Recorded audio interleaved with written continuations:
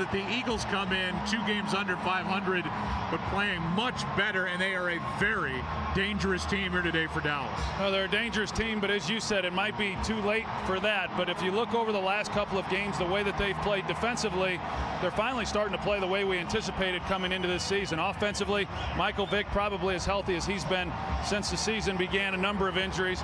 More importantly, LaShawn McCoy, if in any other season, this team was winning more games, he would be an MVP candidate with some of the top performers in the league. And a big reason why this Eagles offense is averaging 400 yards per game. The problem is turnovers have killed them. Early in the year, turnovers killed the Dallas Cowboys. They've limited that. Romo's not thrown a pick in the month of December, and right now he's on quite a roll. He's as hot as any quarterback in football right now, and that's good for the Dallas Cowboys, and that's one of the reasons why owner Jerry Jones is scared to death not to make the postseason play. He feels that if he's got a hot quarterback, they've got a chance. He's got his wide receiver arsenal probably as healthy as they've been in a long time. They expect to be able to perform much better than they did the last time against these Eagles. The Eagles will start this game with the football. Bailey will kick it away, and we're glad you're with us. Now, this will be a game where, because the front end of our doubleheader is what it is, with over 7 minutes left at the Meadowlands when we last checked it, we will roll through this opening quarter just about uninterrupted, and we obviously will keep you updated with what's going on between the Jets and the Giants throughout.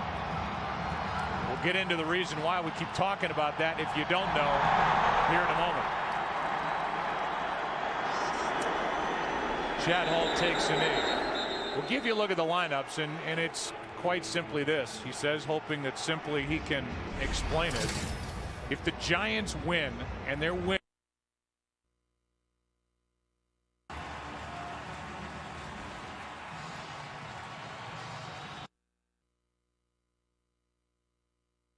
Sunday, will be playing for the division and a playoff spot in week 17. However, if the Jets come back and win that game, the Eagles are very much alive, and it's not inconceivable that they go to the postseason if things break right next week, but they have to win here today. And this will be against Dallas to bring up 1st and 5. Did that make sense? Was that all right? Well, it did. Neutral zone infraction. Number 94 defense. Came in the neutral zone, caused an offensive man to false start. 5-yard penalty. 1st down. It made perfect sense to me, Joe, only because I've been studying it all afternoon right alongside of you. But, if the Jets come back and beat the Giants, then it's going to give a real boost to both of these teams once they learn of that score. Yeah, and it will give the bigger boost to the Eagles, because they will be alive despite a 1-4 start. McCoy slips and now reverses direction, tries to go wide right and cannot get back to the line. Spencer on the stop. Let's go for a game break. Here's Kurt. I want to update the audience that was watching the Jets and Giants. 3rd and 8.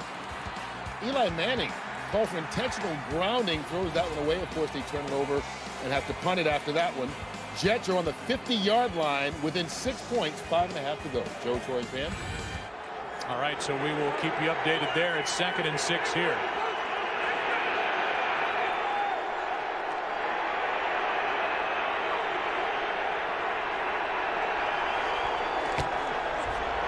Vick with a pocket around him, throws behind Celek.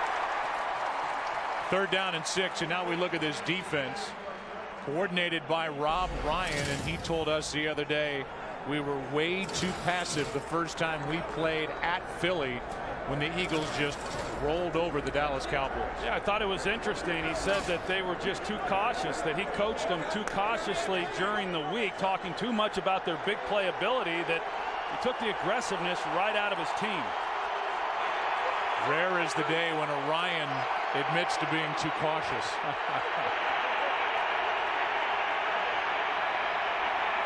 3rd down and 6. Vick finds Maclin for a 1st down. And so a conversion on 3rd down. This is an Eagles offense that's 41% on the year on 3rd down. And Jeremy Maclin, who missed 3 games with a bad hamstring, hauls that one in to give a fresh set for Andy Reid's team. Well, that would have been a real disappointment if at 1st and 5 they had not have been able to pick up a first down. Now it's 1st and 10.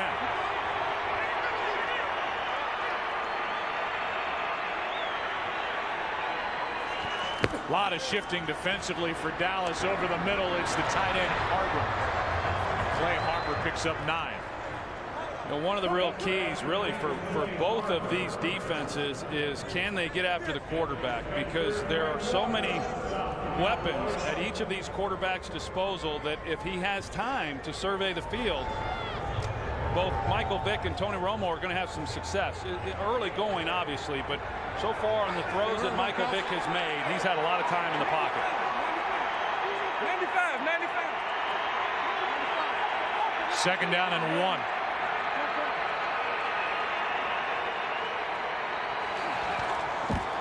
Here is McCoy.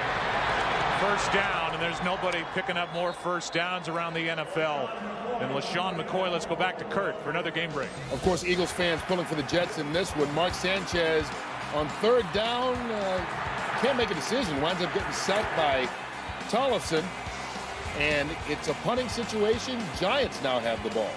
20-14. See if they can hold on with 4.5 to go. Joe? All right, Jets still have all 3 of their timeouts remaining there. 1st down, Eagles trying to win their 3rd straight. Ronnie Brown checks in the backfield alongside Michael Vick.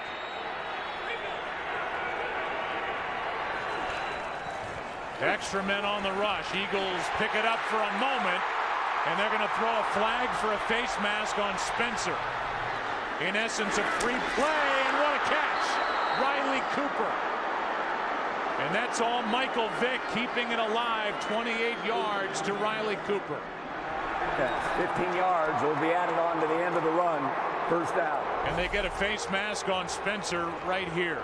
Anthony Spencer, they run a stun up front. He has a free run, and Michael Vick, you see clearly he's got the hand, the fingers engaged in the face mask, and still not able to get Michael Vick to the ground. So as you said, Joe, they essentially had a free play. He throws one up. Cooper goes up and gets it and comes down awkwardly, and they're still tending to him. Yeah, he came down flat on his back. And was able, I believe, to hang on to that ball going to the ground as part of the catch. It's a 41-yard play in all with the penalty. And it will move the ball inside the red zone to the 13-yard line. Remember, you have to maintain possession all the way to the ground. It looked like at first glance Cooper did that. And this is a golden chance for the Eagles here to start. You see the move right here by Anthony Spencer, and the way that he was able to come free then up the center right in the face of Michael Vick, and he's got to be able to make that play. Certainly not grabbing the face mask, but he had a good look at it. But you see Riley Cooper, a big guy, 6'3", he's able to go up over the top, make a play on the ball. But yeah, as you said, I mean, he just landed right on his back, and that's never fun. And it's a 1st down inside the red zone for a team that's 50-50, scoring touchdowns inside this area this season. From the 13. Vick was looking for McCoy and now just has to throw it away. Big pressure by Ratliff. Let's go for another game break. Here's Kurt. Well, the Giants trying to march down the field. DJ Ware gets the run, but watch as he goes out of bounds. Runs into his head coach, Tom Coughlin. Coughlin now on the bench with an injury. Giants holding on 20-14. If they win this game, next week will be for the NFC East Championship, no matter what happens in your game. Joe, Troy, Pam? All right, Kurt, thank you. 2nd and 10. We saw Sean Payton get injured in Tampa earlier this season. In October, hit along the sideline. Vick, end zone, Celek for the touchdown. And in a blink, the Eagles go down the field and lead here in Texas.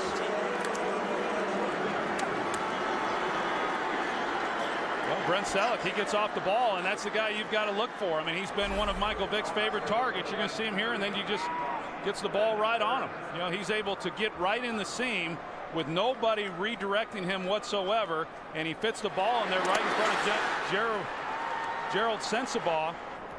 and in for the touchdown. It's a little bit concerning right now, certainly for the Dallas Cowboys. Think back to the last time these two teams met. The Eagles took the kickoff and went right down the field, just like what we just saw. How about Celek and the role he's on? 7-0 coming off a 156-yard game against the Jets. That was a career high, and now he's got his 4th touchdown of the season. We go back to week 8. You referenced it, and it was all Philadelphia in that game. Well, in every phase, you know, I mean, the offense, they were able to just go up and down the field on this Cowboys defense, but the Cowboys also got stymied offensively. They didn't have the ball for that much in that ball game, but Brent Celek, who is Michael Vick's favorite receiver, he leads the team in receiving. He's coming off the big game from last week, as you said, Joe. He was also the leading receiver the last time these two teams met, and yet they get down in there in the red zone and nobody really even looks him up.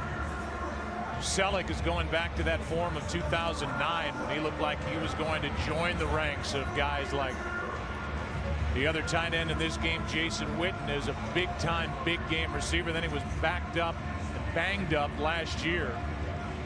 But now as a threat down the middle of the field, Brent Celek is red hot. He's got Sensabaugh and Walker talking to each other about what just happened there in the secondary.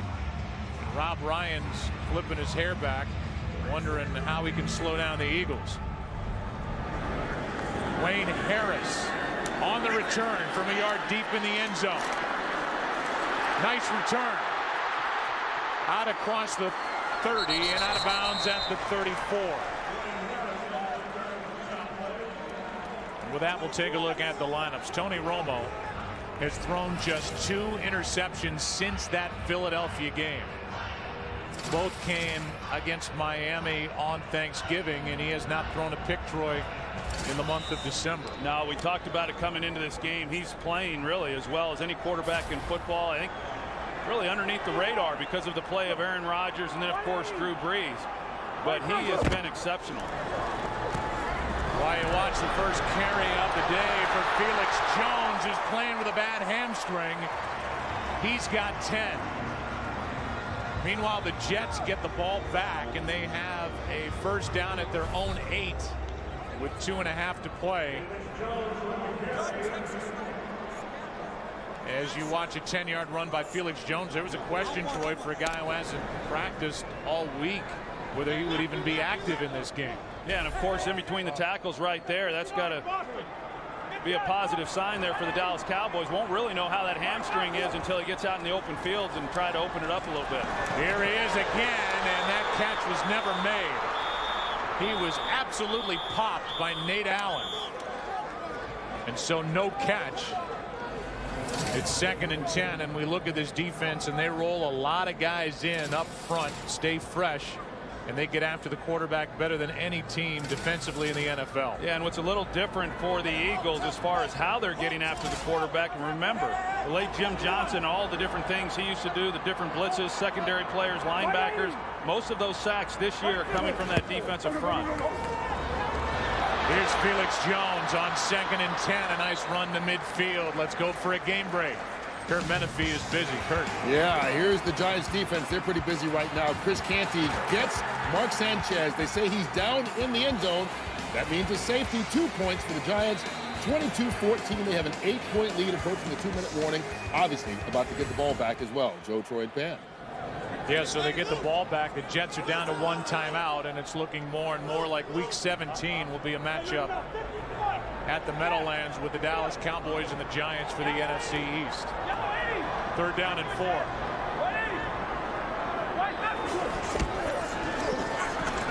Romo, that one got away.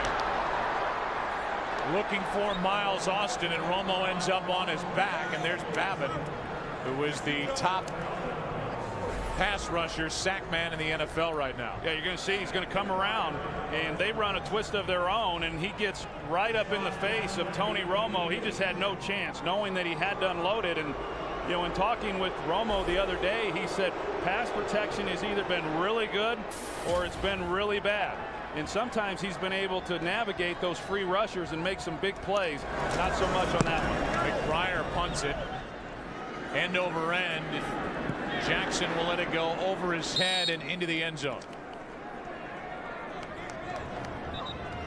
It is a 50-yard punt, nothing on the return, but only 30 net yards. And Michael Vick, who started hot, 4 of 6 and hit 4 different receivers on that opening possession, goes back to the huddle.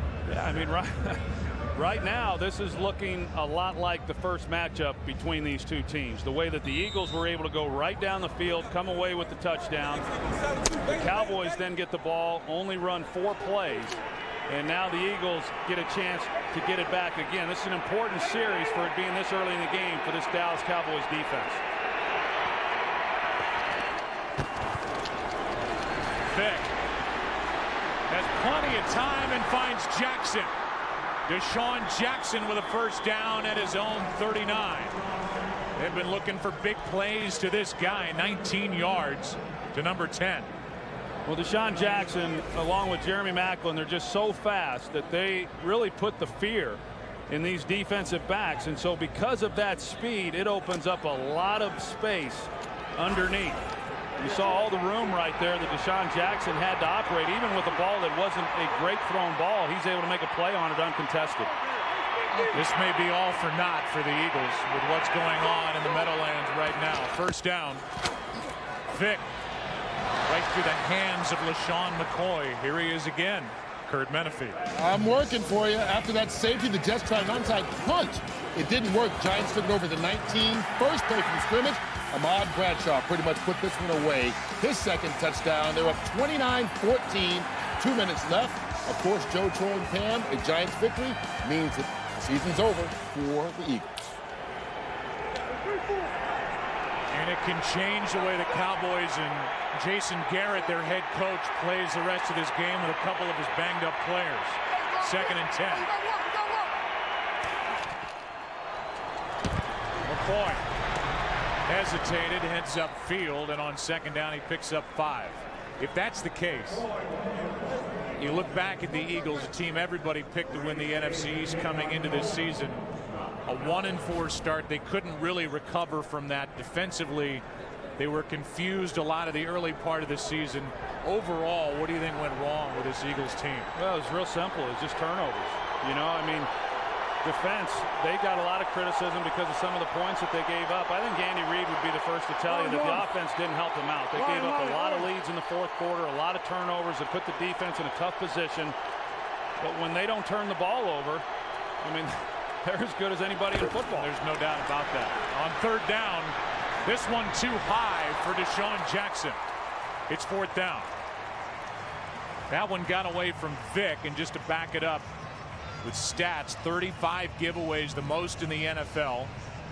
Heck, they had 4 last week in a win over the Jets. The Eagles are -12 in the turnover ratio. That's 2nd worst in the NFL. 2-5 at home. And they've tied the Cowboys by losing 5 games after leading in the 4th quarter. That's an NFL record, and just heartbreak for a team with such high hopes and so much talent coming in.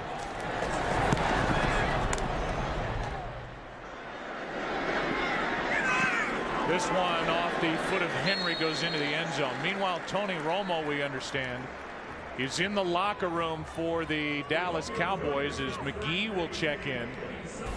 They're looking at the right hand of Tony Romo after this hit when he was crunched by Babin. Yeah, you see as Tony Romo follows through with his right hand, then he's got his hand up against him, and that's where the helmet comes in on Babin.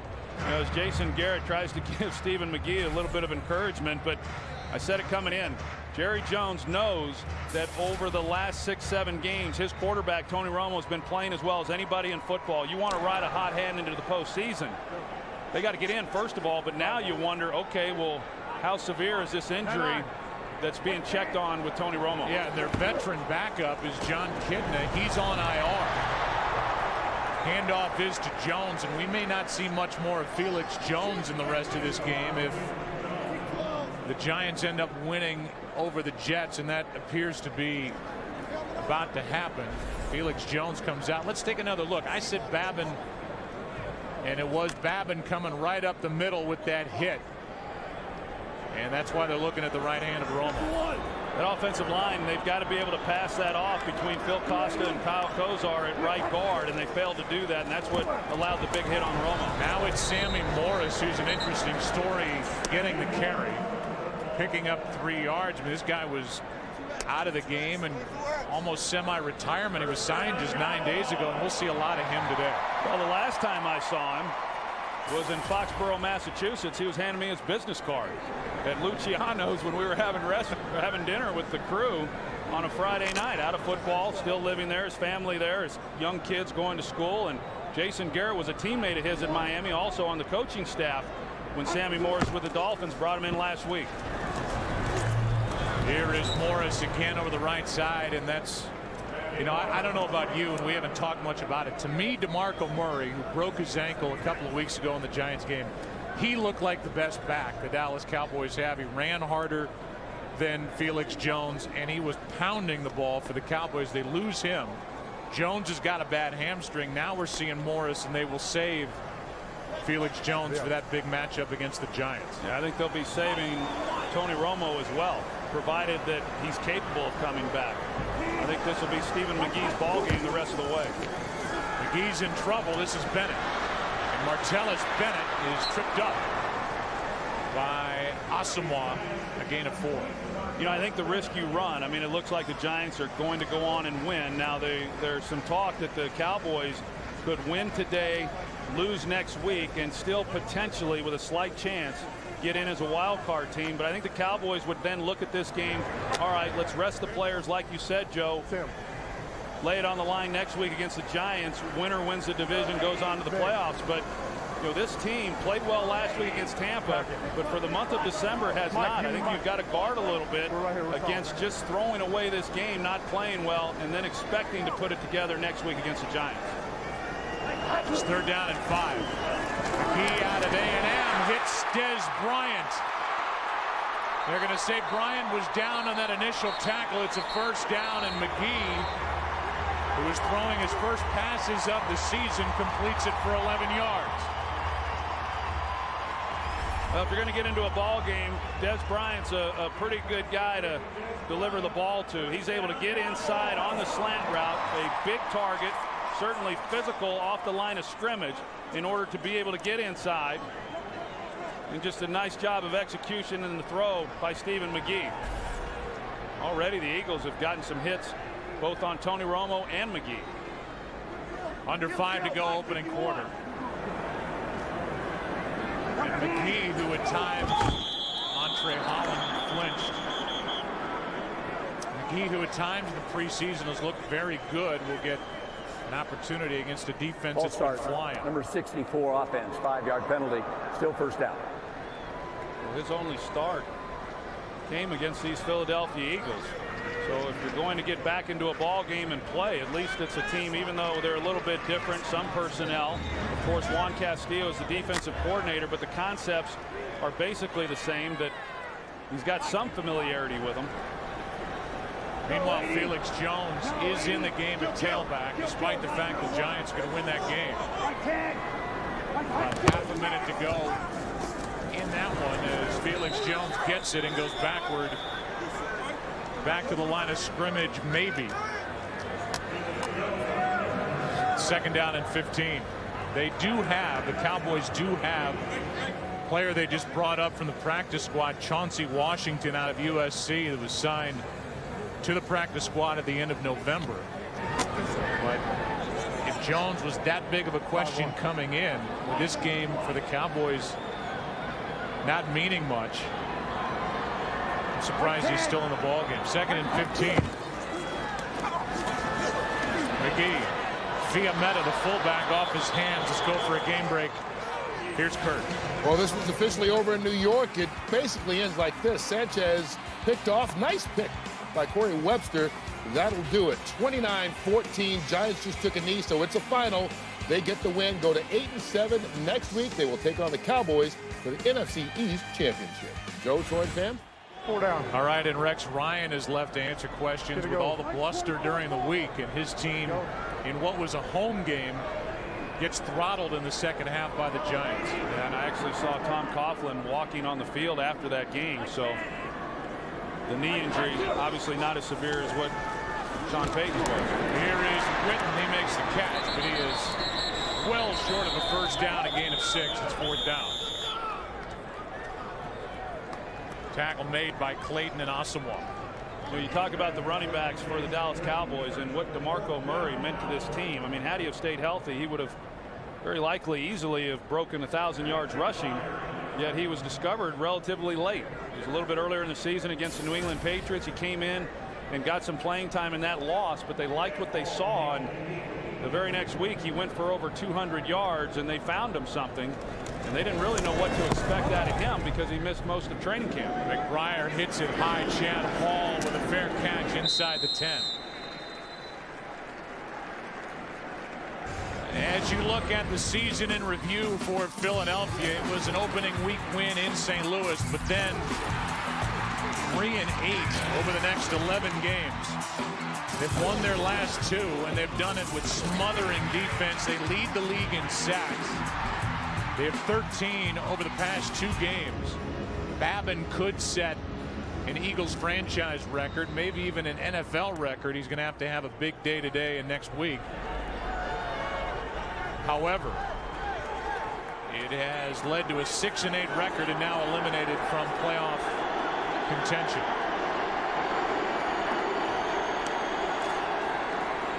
This is McCoy. LaShawn McCoy over the left side gets 4.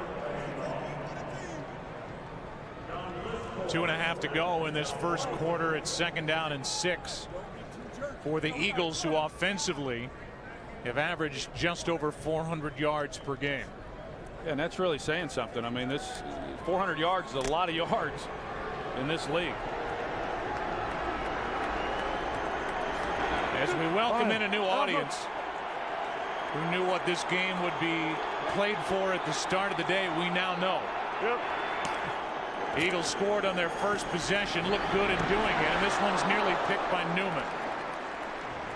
If you're just joining us while the Giants were taking apart the Jets in the second half, in the Meadowlands, Vic with a touchdown throw to Celek, and then Tony Romo got crunched by Jason Babin, and they're looking at the right hand, throwing hand of Tony Romo in the locker room. Well, you think of the irony. I mean, if the Giants, if they had known the Giants were, won the game, then Tony Romo likely would have been limited throughout this ball game, and he takes that hit on the very first possession for the Cowboys.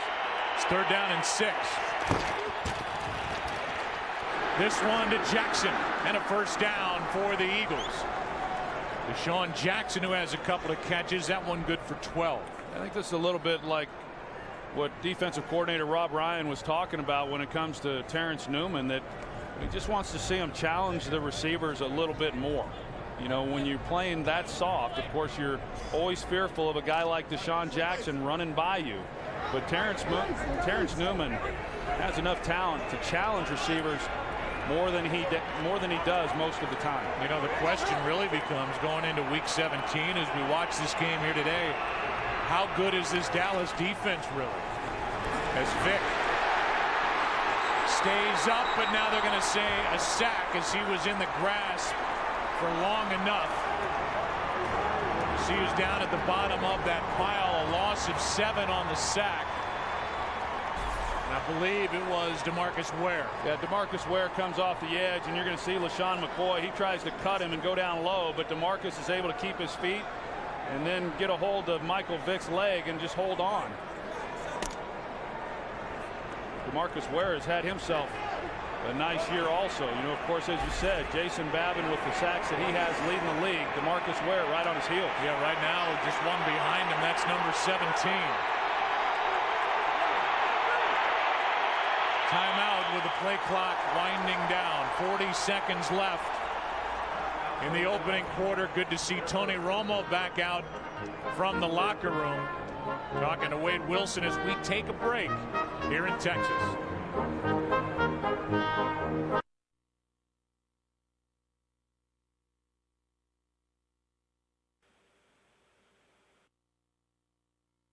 It's unnecessary to come back into this game. We'll probably see Jerry Jones down there before long. You act like you know something about Jones and quarterbacks. Here's a handoff on 2nd down and 17 to McCoy, good for 6. And here's a better shot.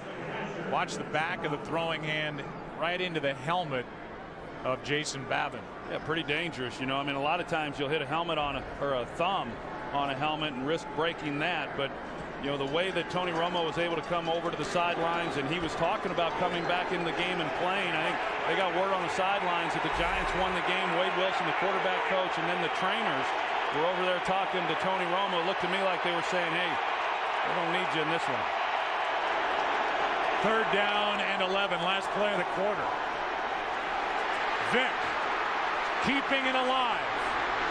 And on 3rd down and 11, he is ruled out of bounds, short of 1st down yardage, pushed out by Skandrick.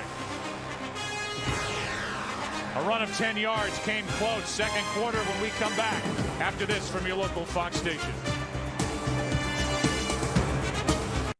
It's going to be a punt coming from the Eagles, but the big story right now is the back of the right hand of Tony Romo. The hand is wrapped, and when we get a chance, we'll show you just how swollen the back of his right hand is. The hit in that opening possession, with their season basically riding on their game next week at the Giants. Henry to punt.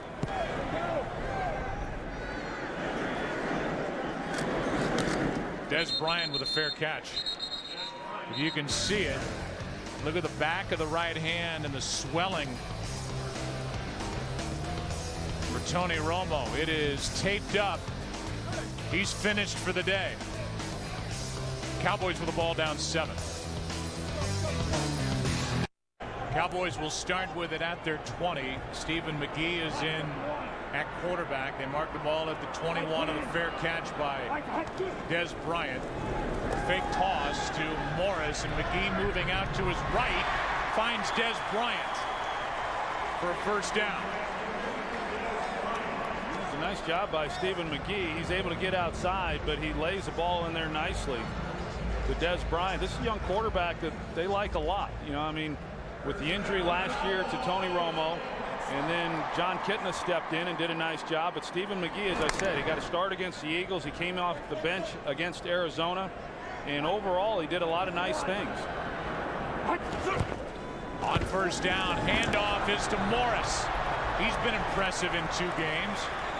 Good for 9. Let's go down to the field and Pam Oliver. Joe, the early word on Tony Romo, it's fairly good. Romo has a hand contusion. X-rays on the right throwing hand were negative.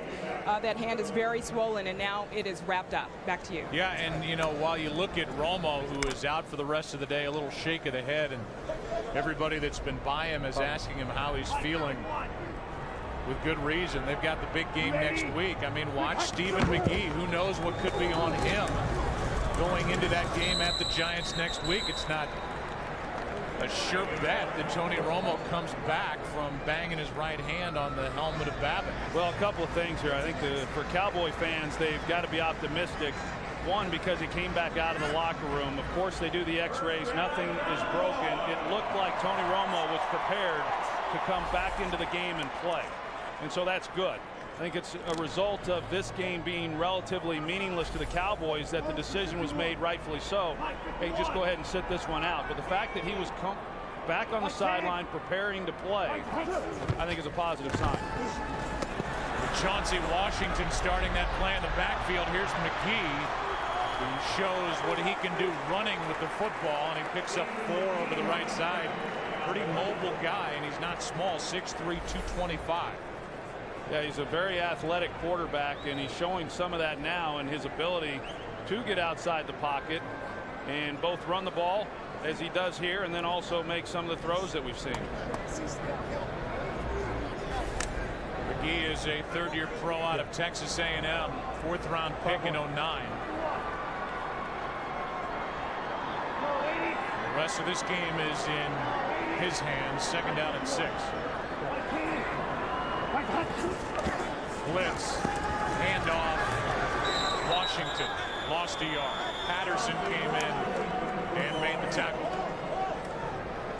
Mike Patterson just does a nice job of getting penetration right in the backfield. Chauncey Washington has no opportunity whatsoever. We talked a little bit about this defensive front and the job they've done rushing the passer. Of course, they've had to learn some different principles under new defensive line coach Jim Washburn, and then of course Juan Castillo. It's going to be interesting to see what happens on this coaching staff going forward for the Eagles. It's 3rd down and 7. Blitz. Matthews can't get to McGee until now, and the pass caught by Austin. And Miles Austin has a first down inside the 35 to the 32. And a good play by Stephen McGee. A really nice job by Stephen McGee keeping the play alive. He's getting close to the sidelines. He pulls up, but Miles Austin does an excellent job of giving his quarterback a place to go with the ball. This is all ad-lib. He's just running the flat route. He sees quarterback in trouble, starts up the sideline, works back inside towards the numbers. Pretty good improvisation right there by Stephen McGee and Miles Austin. 19-yard completion. He's going to have to whack in the back. On first down, Bryant broken up, and what a good play made by Dominique Rodgers-Cromartie, who gets the start in place of the injured and inactive number 77 Samuel. offense. 10-yard penalty. Repeat first down. They get the rookie Tyron Smith on a hold on that deep throw to Des Bryant. It was a ball that just held up on Stephen McGee. He was unable to drive the ball down the field.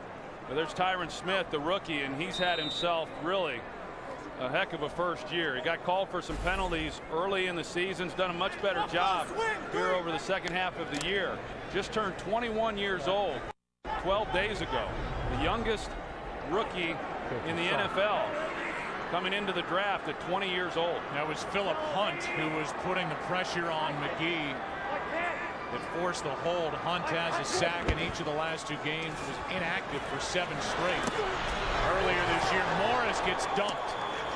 Play is made by the safety Nate Allen, and nothing on the play yardage wise. It'll bring up 2nd down and 20. Yeah, Philip Hunt able to get to Stephen McGee at the last minute and force him to get the ball underneath. He was wanting to try to take a shot down the field.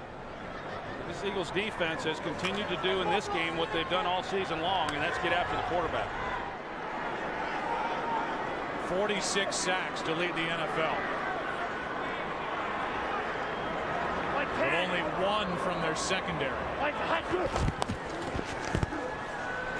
Trying to set up a screen, and it was caught by Sammy Morris, but because he caught it, it's a loss of 5 as the rookie linebacker Brian Roll got in there to make the stop. Now, just read the entire way, and you know, this Eagles defense, particularly the front 7, it's not a big group. I mean, it's an undersized front.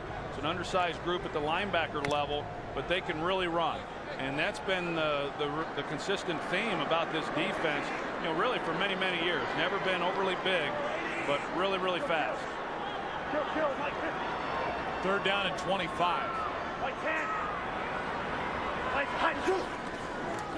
4-man rush. And McGee steps out of it, and like Romo, flips it almost backhanded to Sammy Morris for 6 yards as Stephen McGee. He's been watching Romo for a while now. You see Jason Babin coming off the edge, a guy who's had 3 sacks in each of the last 2 games, as you said, you know, trying for that single season sack record held by our own Michael Strahan, and he's determined to try to get a few more of those here this afternoon. But a good job by Stephen McGee avoiding the sack and at least getting the ball out of his hands. Chad Hall waits for the punt from McBriar. Calls for a fair catch at the 10. That's where the Eagles will have it. On this Christmas Eve from Arlington, Texas, there's a penalty flag down on the field inside the 40. Get the call, and then we'll go to break. During the kick, holding, number 57 receiving team. Half the distance to the goal from the end of the kick. First down, timeout. That'll take it back to the 5. That's where the Eagles will have it. Up by 7 over Dallas. Vick, who missed 3 games with a rib injury, knocked the rust off 2 weeks ago in Miami. Got hotter last week against the Jets. Now has a touchdown pass here today, leading the Cowboys 7-zip. Handoff is to McCoy. He runs into Spears. A gain of 4. You know, Joe, you talk about the Eagles and the struggles that they had this season, and you know, all the teams had to deal with the fact there was no offseason, so that's not a very good excuse. But it is a team, as we know, that brought in a lot of key free agent acquisitions and then revamped the staff in a lot of ways. A new offensive line coach, of course, new defensive coordinator, new defensive line coach. I think as much as anything, I'm not so sure the staff ever really came together. I would expect there to be some changes with that coaching staff at the end of this year. 2nd down and 6. Ware can't get home, and the pass is caught. And that's the brilliance of Michael Vick. Just with a flick of the wrist, finds Maclin for 20 yards. And now Maclin can't get up, and Vick is limping away from the play. Yeah, you see initially DeMarcus Ware was anticipating the ball to be handed off, and then Michael Vick is able to avoid him, step up in the pocket, and deliver a nice throw. And Maclin, he's off the turf now, but then Michael Vick, he comes up a little bit slow as well. It was Clifton Gathers, who they were looking at on the Cowboys side. He's back in the end zone and getting attention from the medical staff. We'll take a break and come back. 1st down for the Eagles when we return.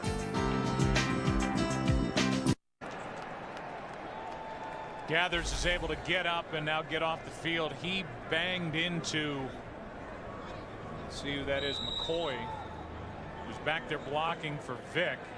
And Gathers initially tried to get off the field, then went down. They looked at him. He's up and on the sideline. The completion to Maclin. He was slow to get up. He's back on the field as a handoff is to Deshaun Jackson. And Deshaun Jackson on 1st down gets 18 yards over the right side.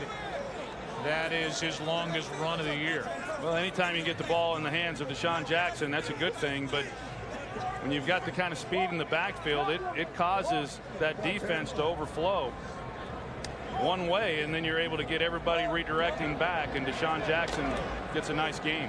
Dion Lewis, a rookie out of Pittsburgh, who offensive coordinator Marty Mornhinweg said it's been a failure of mine to not get him more involved is into the game.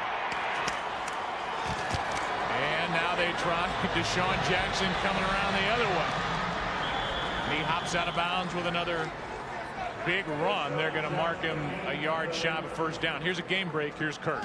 And right now it's a big lead for the Detroit Lions at home taking on San Diego. Matthew Stafford, 3-yard score to Kevin Smith. It's 17-0 in the 2nd quarter. Joe, Troy, and Cam, a victory by the Lions, and they will clinch their first playoff berth since 1999. All right, Kurt, thanks. So we'll keep an eye on that. They lead over San Diego. Oakland is one in the AFC West. Denver was losing big. Here's McCoy bouncing it out for a 1st down.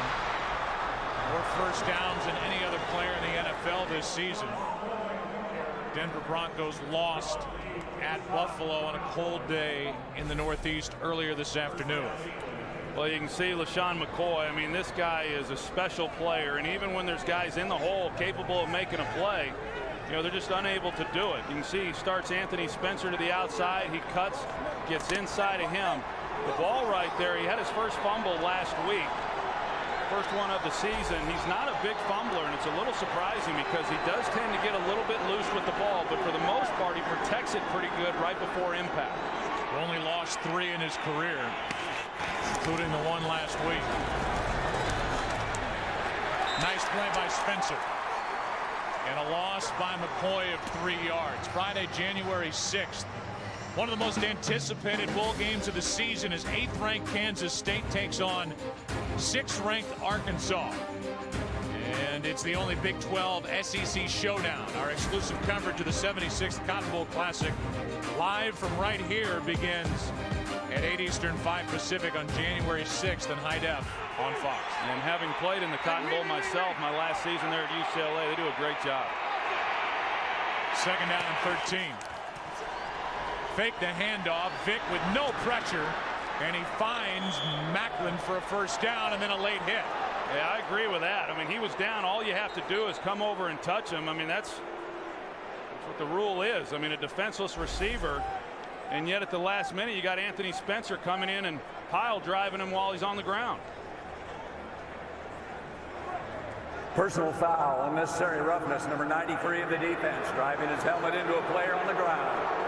Half the distance to the goal, first down. I'm going to say again, and this is a weird day. It's hard to evaluate anything you're seeing from the Cowboys side with really not much to play for.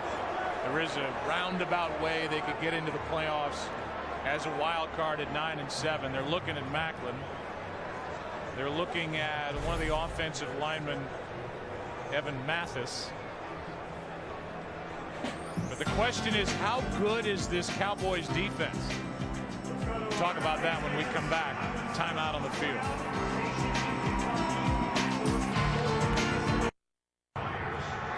Jeremy Maclin got hit at the end of that play by Anthony Spencer. Now they're looking at his rib cage area over on the sideline. It's first and goal with a penalty on Spencer. The Eagles already leading 7-0, and they've knocked Tony Romo out of the game.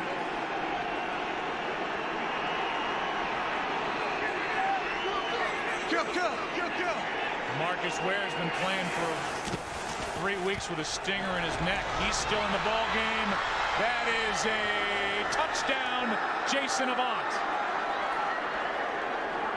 Touchdown for Avant. That's his second of the season, and he had to reach to get it.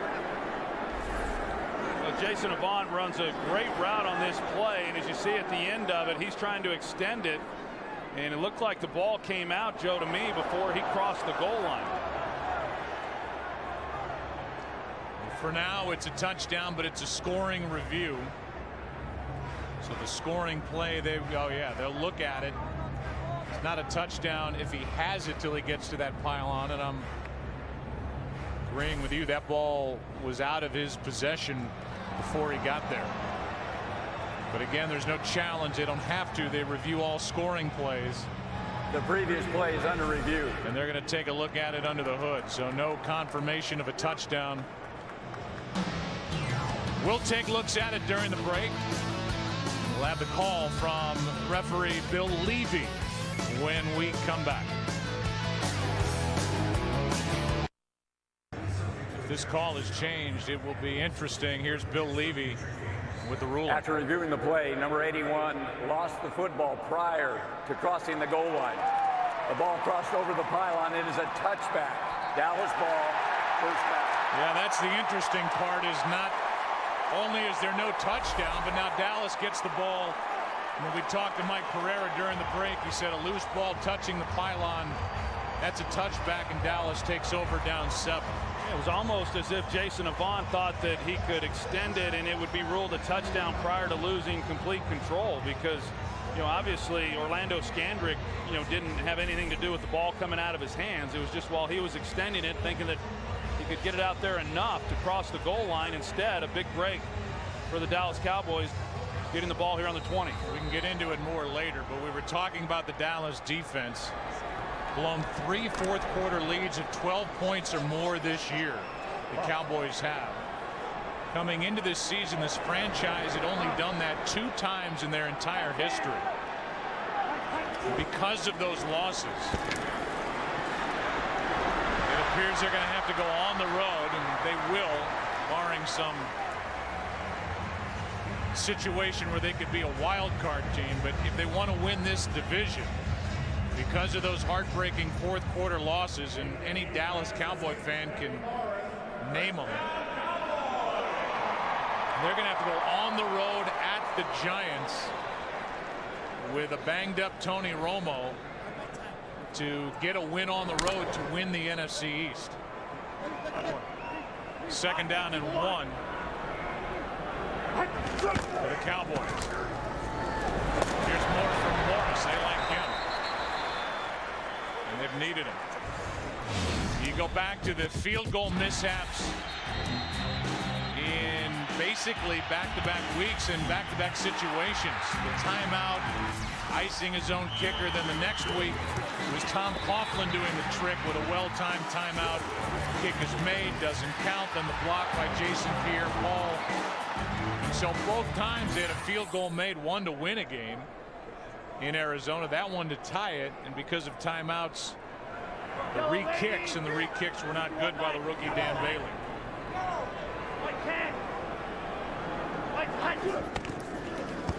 On first down, McGee to the sideline, showing off his arm strength. Here's Des Bryant.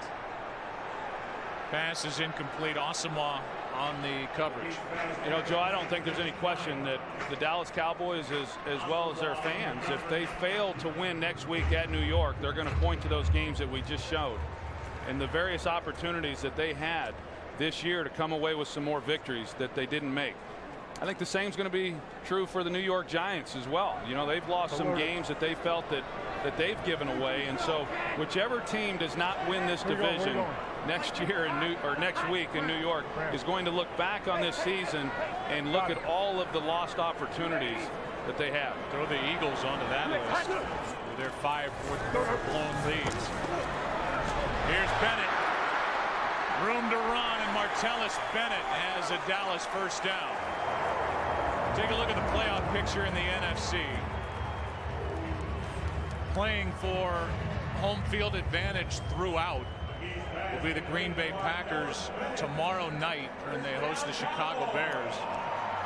Trying to fend off the 2 teams behind them, and the number 2 seed and that first round bye is still up for grabs, with San Francisco playing right now against Seattle in New Orleans, and the red hot Drew Brees, who is about to take down the Dan Marino record, as Sammy Morris almost ran into his quarterback McGee.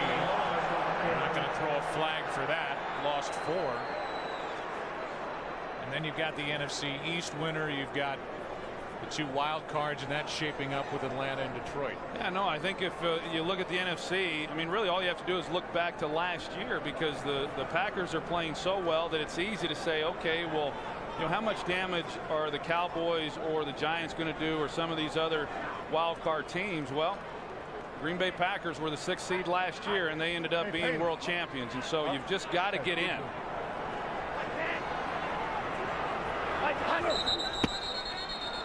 We're at the 2-minute warning of this first half.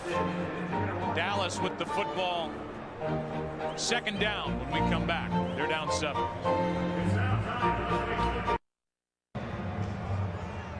There's no telling what the other side of those signs says.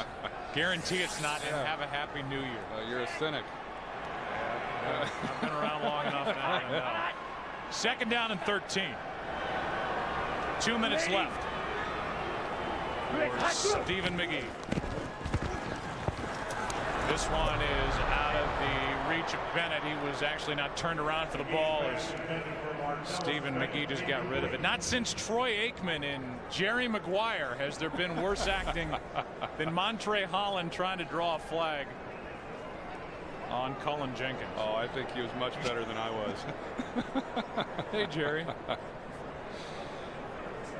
Steve McGee, I tell you, he's been under pressure throughout this first half. He's either been running out of the pocket or he's been on his back just about every time he's thrown it. Third down and 13. What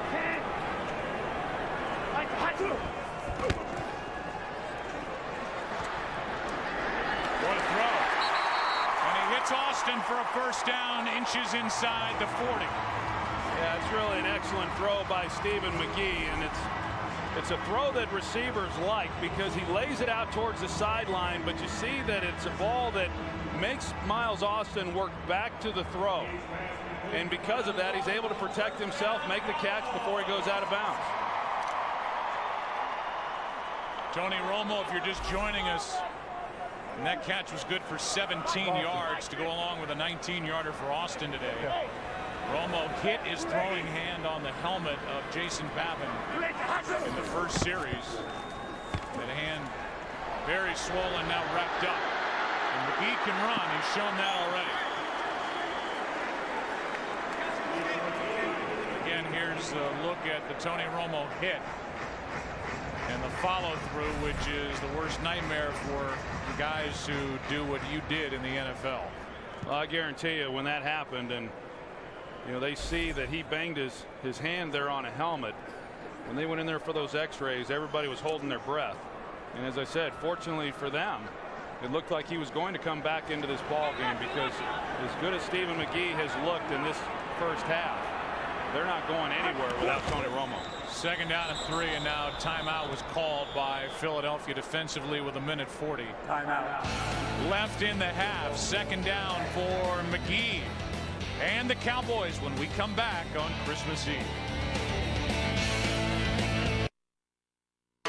Hey, in the NFL, you just never know. A couple weeks ago, I was just sitting on the couch watching TV, but at the same time, staying in shape, staying in the weight room.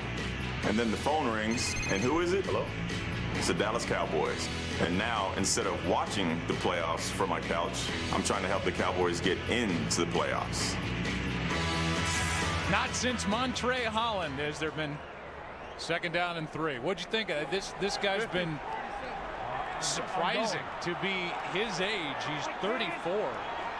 To sit around for as long as he sat around after getting cut by New England in a training camp, and you talk about walking into a golden opportunity with a team maybe headed to the playoffs. That's what Sammy Morris has been able to do. Yeah, there was obviously some familiarity between he and Jason Garrett. That certainly helped, but even with that, you don't know really what you're going to get. He says he's been keeping himself in good shape, but keeping yourself in shape and then playing in an NFL football game are two entirely different things. And he gave him a little something last week, and here he's getting more opportunities in this game. It looks good. Here is a toss to Sammy Morris, and with a penalty flag thrown on 3rd down and 1. You question the play call, a loss of 9 on what is the 10th play of the drive. You're anticipating those defensive ends to crash inside. Illegal shift. Offense never came set for a full second. The penalties declined.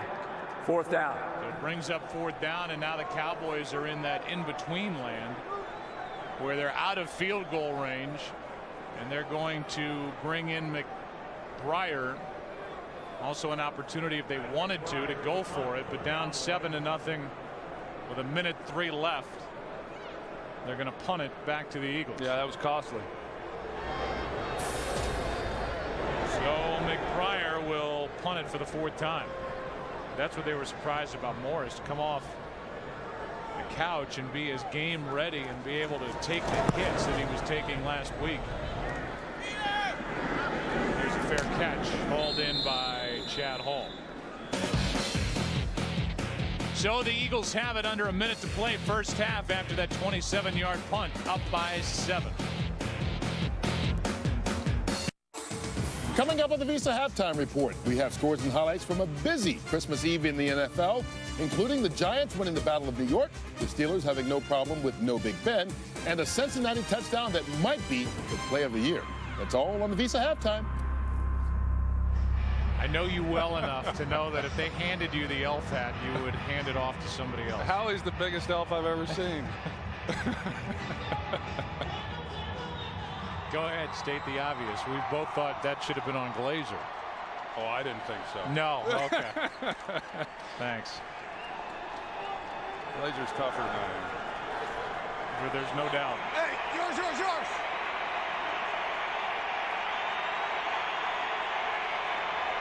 Maclin back in the game. That's good news for the Eagles. They were checking on his ribs a moment ago. No pass rush, and there he is. Maclin on the catch out to the 35-yard line. And a good start to this drive with 3 timeouts. Now the Eagles will use 1, make it 2. And they will take their final timeout here. So Jenkins made the tackle, and I mean Vic had all day as we watched Deshaun Jackson. Yeah, you're going to see Deshaun Jackson go right down the middle, and this is who they're trying to get the ball to down the field. And as you said, Michael Vick had 6, 7, 8 seconds back there in the pocket, and he sat there and waited and waited and waited to see if maybe Deshaun Jackson would be able to come free, and then he comes underneath to Maclin. And you know, that was the fear that Rob Ryan had, knowing that if we're not able to get to Michael Vick, we're going to have some problems. They didn't get the big play down the field, but a pretty easy completion. That was a 22-yard completion.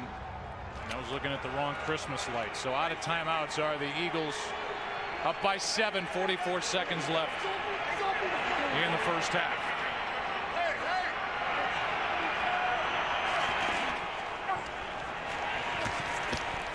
Vick with all day again. Deep down the field for Jackson. And there is no pressure on Michael Vick. That one good for 34. We saw the deep crossing route by Deshaun Jackson on the previous play. Again, a lot of time they start on that same deep crossing route. They call this the angle route. Get Terrence Newman overplaying it, and then they come back out towards the sideline. It's very difficult to play both of those routes, because if you go over the top to handle the deep crosser, then you've got the sideline route wide open. The only way you can defense it is, again, by pressure and not allowing Michael Vick that kind of time. It's been a nice first half for Jackson. First down for the Eagles, and he got out of bounds. 36 seconds left. Good pocket for Vick. Underneath it's Avant. Changes direction, and he's down to the 7. And the clock will continue to wind. 25 yards for this Eagles team, which offensively has had its way here in the first half. They're going to throw a flag, look like an illegal formation. Go back to that previous play to Jason Avant. He runs the shallow crossing route. Orlando Scandrick is picking him up, and you know, he just overplays it. There is no foul on the Avant play. gets the extra Second yards. down. But, you know, for a defense that came in determined to show that the last time these two teams met, you know, was a fluke and would not happen again. Here you've got the Eagles with over 270 yards of offense in the first half of football. Remember the last time they had it, they were down knocking on the door, and Avant fumbled into the end zone, into the pylon for a touchback. 18 seconds left. They pick up the flag. Second and goal. Vick stays on his feet and gets rid of it. In the clutches of DeMarcus Ware, and the strength of Vick kept him upright. It's third and goal. Yeah, that's exactly what it was, Joe. I mean, the strength of Michael Vick, because DeMarcus Ware is a big, strong guy, and for him to be able to get away from him, you're going to see DeMarcus Ware here. He starts underneath, and that initially then looked like Michael Vick may be able to get out on the edge, but he's able to hold Ware off and at least get the ball out. Now third down and goal.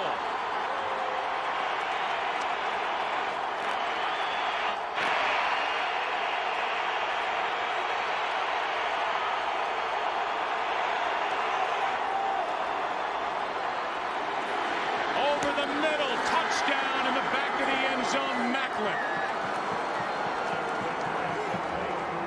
And another good drive put together by this Philadelphia Eagles offense, a 5-yard touchdown, 5th of the year for Jeremy Maclin. Well, I don't know what Michael Jenkins is doing here. You know, I mean, if he thinks that he's going to get some help on the inside by Newman, Newman's playing it shallow, and so he's got the whole back line to work. And it's just easy pitch and catch right there, and that's what happens when you have time to throw the football. And to go back to, if the Cowboys are able to get into the postseason, you think of the offenses that are in the tournament, Green Bay Packers, New Orleans Saints, they're going to have a field day against this defense if they don't get a whole lot better than what we've seen. Maclin, 5 catches, 72 yards, and now a touchdown here in this first half. And on a day when twin brother Rex Ryan and the Jets lost a game in the Meadowlands to the Giants, Rob Ryan's defense is getting picked apart again by the Philadelphia Eagles for the second time this season. Yeah, you know, you asked the question a little bit earlier, Joe, just how good is this defense, and not very good here today. But at other times we've seen them to where they've looked real good. But it's all predicated really on DeMarcus Ware and Jay Ratliff then in the middle. And when they're not providing the pressure on the quarterback, they've got some problems on that back end. the strength is the front seven, the defensive line, and along with those linebackers. But that secondary, they've had problems all year. Rob Ryan is there in the picture explaining what's going on. He sat in our meeting room confident, and obviously Rob Ryan, he knows, going to sit down confident, but he said, it's on me. We were not as aggressive as we should have been. We were a little too intimidated by Vic. We played him differently. We're going to come get him. Vic has had forever to stand back there and pick apart this secondary. Well, he has, and you can see the frustration there on Rob Ryan's face. And you know, he's a guy who constantly defends his players and will take responsibility and accountability. And at the end of the day, that's right. But you know, this group, they've struggled with some of the concepts that he's put in, and you could tell that coverage was busted on that last play. Here's Phillips on the return, and that will end the first half here in Texas. A 14-0 game that has been dominated by the Philadelphia Eagles and Michael Vick. Kurt Menefee is in Los Angeles. Visa halftime. He's coming up right now. 14-0 here. At the Jerry's big house. Some have been naughty while others have been nice. So far, the Eagles are soaring high. Still 30 minutes for their wishes to come true. Will it be the Eagles or the Cowboys? Because only one shall make it through. Ho, ho, ho. And the dulcet tones of Clyde George, one of our tape operators, with the voiceover. He has a new career. He'll be leaving the tape room any moment. Joe Buck, Troy Aikman, Chris Collinsworth with you back here in Arlington, Texas, and we talk about what's kind of a weird feeling game with the Cowboys looking ahead to next week and the Eagles playing very well but eliminated from playoff contention. I think they came in here today, the Cowboys did, expecting to be able to wrap up the NFC East, or at least that's what they anticipated being able to do, and all the air's kind of been taken out of this stadium. But I think right now, even though this game meaningless for the Dallas Cowboys, I think what they've got to guard against is coming out of this game not having a whole lot of confidence. I mean, the way that defense played, it's hard to feel good about yourself if you're out there with your starters and not performing better than we saw there in that first half. Saw the graphic. You can follow your favorite team all season long by going to itunes.com/NFL. That's not really Chris Collinsworth. He will be working with Al Michaels and Michelle Tafoya and the group from NBC tomorrow night on Christmas night with the Packers and the Bears. Here comes Stephen McGee, and I think what we've seen so far from Stephen McGee has not been overwhelmed. He's been under heavy pressure, something the Cowboys can't get defensively on Michael Vick, but he's shown what he can do with his legs, and he's shown that he's got a pretty big arm. He's done a nice job, you know, for a guy who runs a scout team, doesn't get much work during the week, comes in off the bench and completed a lot of passes, didn't high percentage of passes anyway, and didn't make any big mistakes. Handoff is to Morris, and Sammy Morris bounces off a tackler and picks up 7, went right through Nate Allen. And this 12-year vet out of Texas Tech getting the handoff from the 3-year vet out of Texas A&M. Well, this guy's going to help them next week, you know, as they go into that game against the Giants. They've got Felix Jones, but the question is you know, how many carries can he take? I mean, he's been banged up throughout his career, but what we've seen of Sammy Morris, he can take some of the pressure off him. They handed to Fiametta, the fullback, who they're happy to have back. A real fullback type body, in the words of Jason Garrett, somebody they had their eye on. I thought it was interesting what Garrett told us. He said, we found out that if you want a fullback in the draft, you have to take them around earlier than you think, because there's so few real fullbacks available in April. Well, they found that out here in Dallas, because every time they targeted a guy thinking they could pick him up in a particular round, he went a round earlier than they thought he might. 3rd down and 2. What a good play made on the edge by Cullen Jenkins. He saved a 1st down, and the former Packer made the stop. It's 3 and out.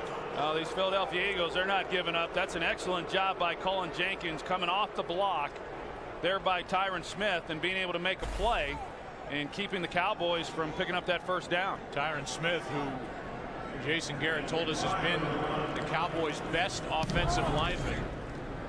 At least the most consistent, was beaten on that play by Jenkins. Here's Hall. On the return, a couple of nice moves. And Chad Hall is out across the 40. That's where the Eagles will start with it. They already lead by 14. 17-yard return by Hall. So far, the Eagles have about doubled the yardage of the Cowboys in this game. They start with it at their own 43, up 14-0. 3 and out for Dallas to start this second half with Romo on the bench and a flea flicker. Now Vic takes off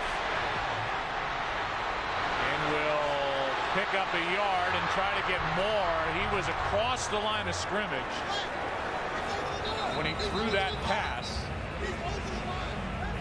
Vic unaware of where the marker was in the original line of scrimmage, but he was clearly across the line when he threw it.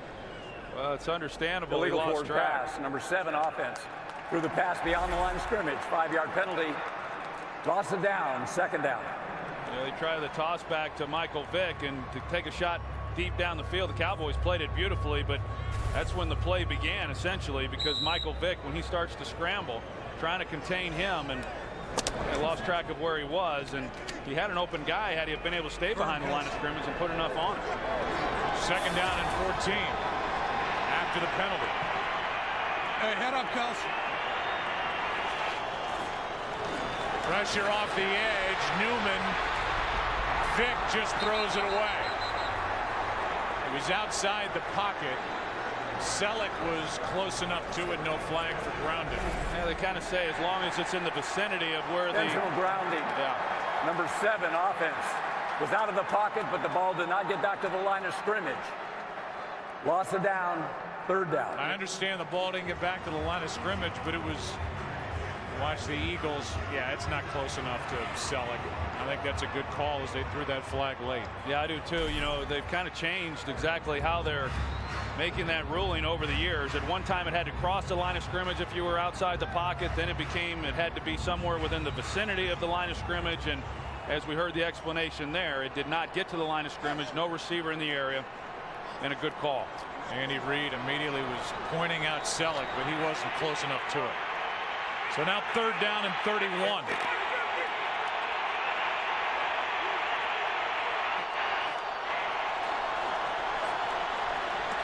This one's batted down. Ratliff right in the middle of that pile up of bodies, and big number 90 got his hand up. It's fourth down, and that was by far the best series of the day for the Dallas defense. Well, I think that's going to be important here throughout this second half is, you know, how does the defense come together and finish off this game? Offensively, not as big a deal. Of course, Tony Romo not in the game, Stephen McGee, so there's a lot of things that I think are fine as it relates to the offense. Defense will be the key. I'm sure they heard plenty from Rob Ryan during the halftime.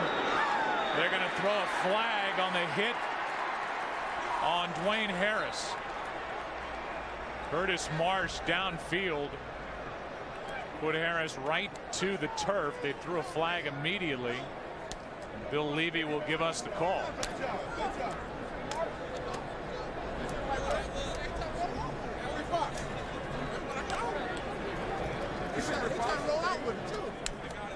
Personal foul. Unnecessary roughness. Helmet-to-helmet hit on a defenseless receiver of a punt. 15-yard penalty from the spot of a foul. First down. They get Marsh for the 15-yard penalty on this hit too high. Right there on Harris. Dallas has the ball down 14. After, I'm sure, hearing plenty from defensive coordinator Rob Ryan at the break, the defense comes out with a good series. Gives the Cowboys, after the penalty and a hit by Marsh, their best starting field position of the day. Martellus Bennett left alone. And he's got a first down inside the 40. 14 yards from Stephen McGee. Again, we're seeing some of these same types of plays from Stephen McGee. Martellus Bennett comes from the backside. He's able to find that void there in the zone that's created off the play action. Martellus Bennett, he's had an interesting career for a guy who came into the league and a lot was really expected of him as a second-round pick. A couple of years ago, the Cowboys could have traded him for pretty good value, but he'd had a nice training camp, and the sky was the limit for him, but it just never has come together. Bennett was with McGee at Texas A&M as Sammy Morris is brought down at the line. He's slow to get up.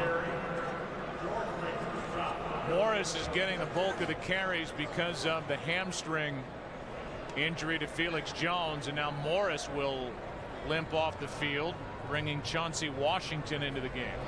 Yeah, and as we said, I mean, they don't really know exactly what they have in Chauncey Washington, but they're going to get a couple of quarters here in this game to figure it out. Played collegiately at USC. Been with the Jaguars and now getting a chance here in week 16 with the Cowboys. On 2nd and 10. Pass is incomplete. Dangerous throw with Des Bryant, the intended receiver, and Nate Allen made the hit. Let's go back to the Sammy Morris carry, and he took a helmet from Akeem Jordan right to the left thigh.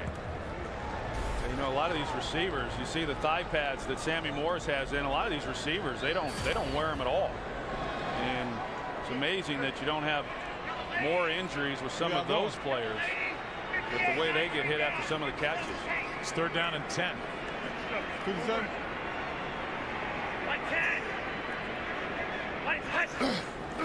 Blitz coming from the Eagles. McGee throws incomplete.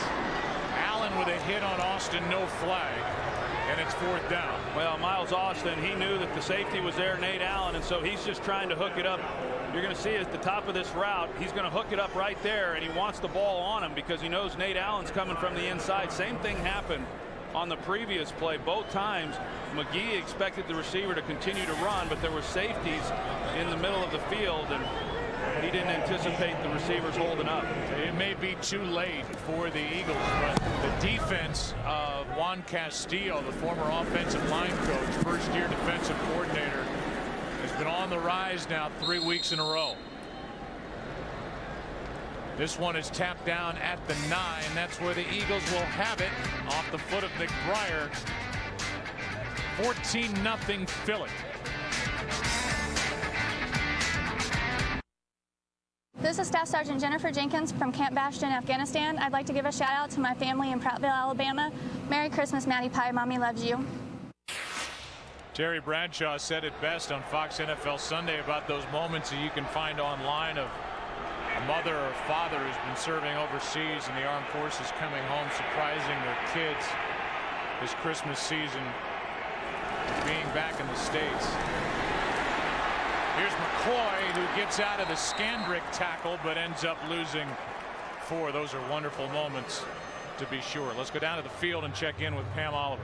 Well, Joe, I asked Jason Garrett how long he'll continue to play his starters in this half. He really only focused on the guys on offense, the ones who are already out. Defensively, though, guys like Jay Ratliff with the ribs and DeMarcus Ware with the neck stinger problems, those guys will continue to play with no indication on when they'll come out. All right, Pam, and that's been the subplot to this game from just about the beginning, when it was obvious that the Giants were going to win. The Eagles were eliminated, and next week that matchup between the Cowboys and the Giants at the Meadowlands will be for the NFC East. Here's McCoy for 1. I think there's got to be a balance between, you know, one, you want to protect some of these players that are banged up. Obviously, you can't rest everybody. Somebody's got to play. And then on the other hand, you want to be playing pretty good football. But I think you said it, Joe. I'd like to have heard what Rob Ryan had to say to this defense at halftime, because they've played much better here in this third quarter. 3rd down and 13.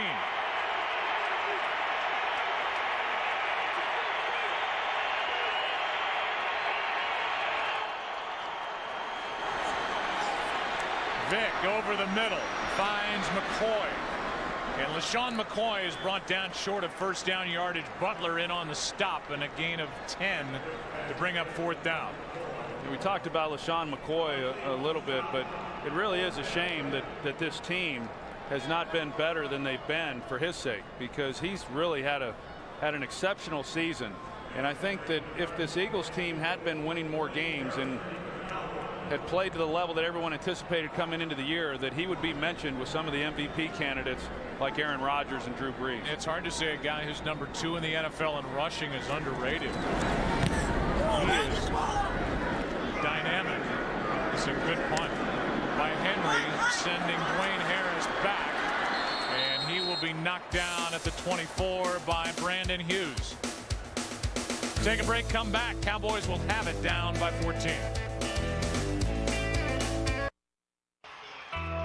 It's a tradition that began 20 years ago as the Cowboys take a morning out of their schedule to visit kids at Cook Children's Medical Center in Fort Worth and Texas Scottish Rite Hospital and Children's Medical Center in Dallas. Tony Romo, Jason Witten, saw Miles Austin earlier. Something that I'm sure you were a part of when you played here with the Dallas Cowboys. Yeah, all across the league, you know, teams are making visits at this time of year to these children's hospitals. A lot of good work being done.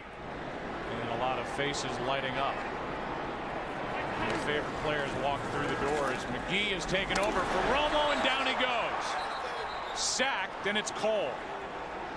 Trent Cole gets his 10th of the year. A loss of 9. Trent Cole, he's going to be working against Doug Free. They're along that offensive left side, and see, he's just able to use the speed to get around Doug Free. And you know, we've talked a little bit about Tyron Smith and the year that he's had as a rookie, as you said earlier, Joe. You know, really their best offensive lineman, which is saying something for such a young player. Eventually, maybe as early as next year, he'll be their left tackle here in Dallas. 2nd down and 19.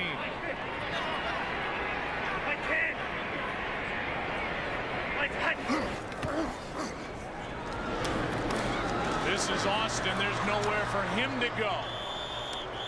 And out on the edge, it is Ozaleo Hansen making the tackle. No gain. 3rd down and 19 coming up. Well, you mentioned Juan Castillo and the job that this defense has done here in recent weeks, and another good performance. Of course, again, Tony Romo's not playing, but Juan Castillo's finally kind of gotten this defense playing the way that a lot of people expected when the season began. I anticipate that Andy Reid will be back as head coach, but as I said earlier, I do believe that there'll be some changes within that staff. Certainly Andy Reid did not touch on any of that, but you know, looking at it, to me, it would seem that that would occur, but I don't know that Juan will be one of them. McGee going down the sideline for Robinson, and he is overthrown. So it's a quick 3 and out. Yeah, there were some people scratching their heads and wondering why Andy Reid made that move. First of all, to take Castillo off the offensive line, where he did a great job in putting that offensive line together for Andy Reid, who's been there since '99, and then to hand him the reins to the defense, all the while trying to fill the void left by the late great defensive coordinator Jim Johnson. But it's been getting much better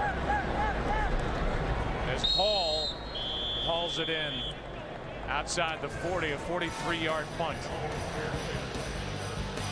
And there is Jim Washburn, defensive line coach, with a hug for Trent Cole after that sack. Eagles have it at 14. 14-0 as the Eagles have it, the ball at their own 41.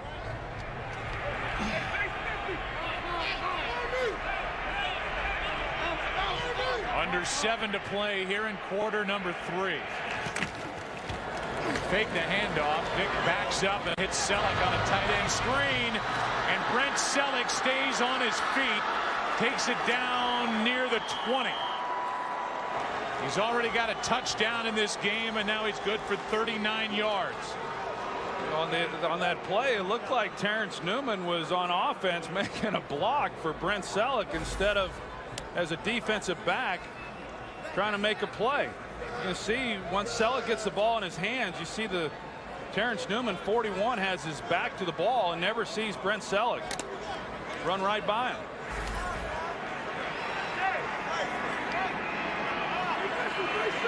Now from the 20. Play action. This is Hall, and he gets swallowed up by Lee. Let's go back to that previous completion to Celek. Yeah, here's Terrence Newman. It's Jeremy Maclin who he's in coverage, and then Maclin's trying to make the block, but Newman never turns around and tries to locate exactly where the ball was. He's obviously confused on the play, but because he doesn't turn around, he then doesn't get a hit or anything on Celek. And Newman, he's had a tough year. You talk about this defense and the inconsistency that they've shown. He's been right there with them. 2nd down and 12.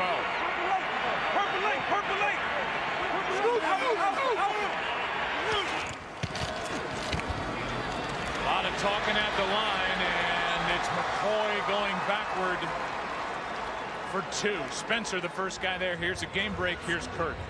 Well, the San Francisco 49ers still have a shot at that number 2 seed, which they currently own right now. Frank Gore getting their first touchdown in the game against Seattle, even in the count at 10 apiece. They're trying to hold on to number 2, Joe. Troy Pant.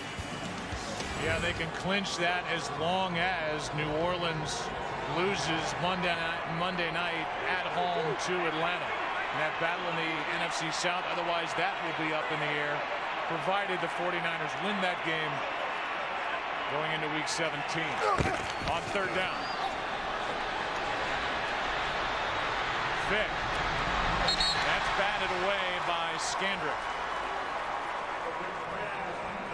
4th down, and that'll bring the rookie kicker Alex Henry onto the field.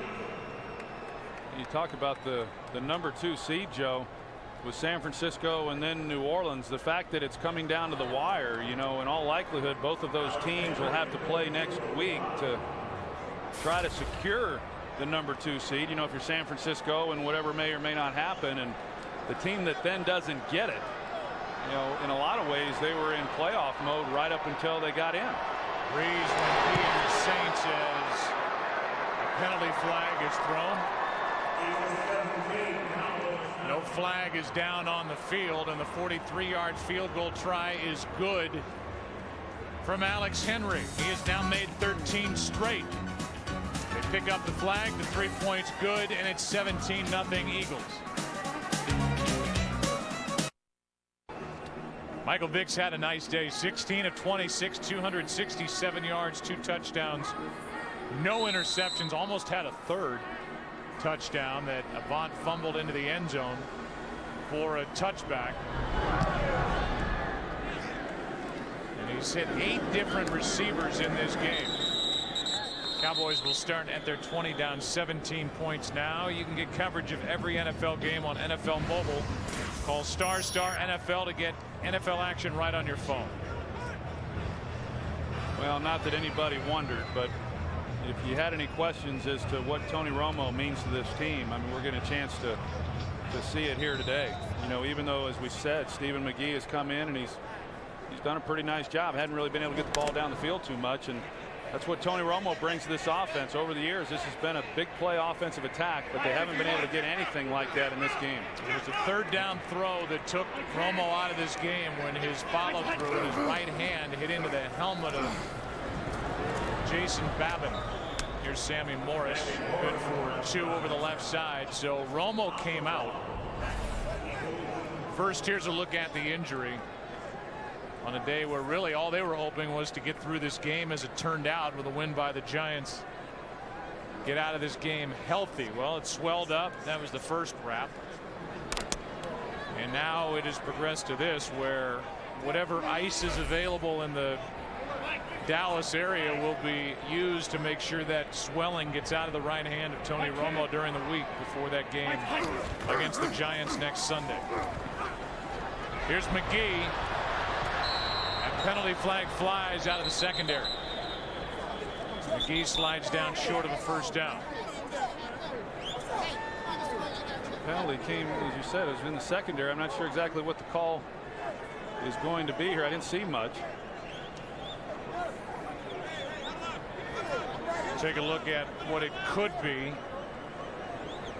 with that contact with Brian Roll. There's no foul for illegal contact. The quarterback was out of the pocket. 3rd down. So they pick it up, and it'll be 3rd down after the 6-yard run by McGee. Well, you talk about Tony Romo's hand, and the initial report anyway is encouraging that it's not broken, and I think there's then a tendency to say, hey, he's going to be just fine. Even though I think he would have come back in and played if this game was meaningful, I wouldn't necessarily assume that he's fine. I mean, obviously, anytime you're talking about an injury to the throwing hand, it's of concern. But I've had some injuries that, without broken bones, have given me some problems throwing a football, but most of those have been to the thumb. Back of the right hand. We look ahead to next week as Dallas. Jason Garrett was pleading his case either with that call, picking up the flag, or the play clock. We look ahead to next week and realize as you look at the schedule of games here on Fox, it is a doubleheader day, with a big one being America's Game of the Week, the Cowboys at the Giants. That is subject to change because of the flex scheduling. NBC had the Cowboys and Giants just a couple of weeks ago here. A game that the Giants came roaring back in the last 5 minutes 12 seconds to win when they were down 12 points, winning that game behind a great effort by Eli Manning. And now those two teams will meet next Sunday in New Jersey for the NFC East. Yeah, and I think for the Cowboys, you know, we expected, or a lot of people expected, that it would come down to them or the Philadelphia Eagles. Nobody really anticipated that the Giants would be in the conversation of winning the division. And as poorly as they've played here over the last 6 weeks, a nice win today against the Jets, and now they're positioned with one more win. They'll make the postseason for the first time in 3 years. Third down and 2. McGee pulls it down, and now down he goes. Jaquay Parker. And this defensive front for the Eagles has been relentless. You know, the offensive line for the Cowboys on this right side over here had some problems the last time these teams met, and they've had some problems again in this game. They run a twist. The defensive front does. Jaquay Parker, he's able to then get free, and Stephen McGee just had no chance.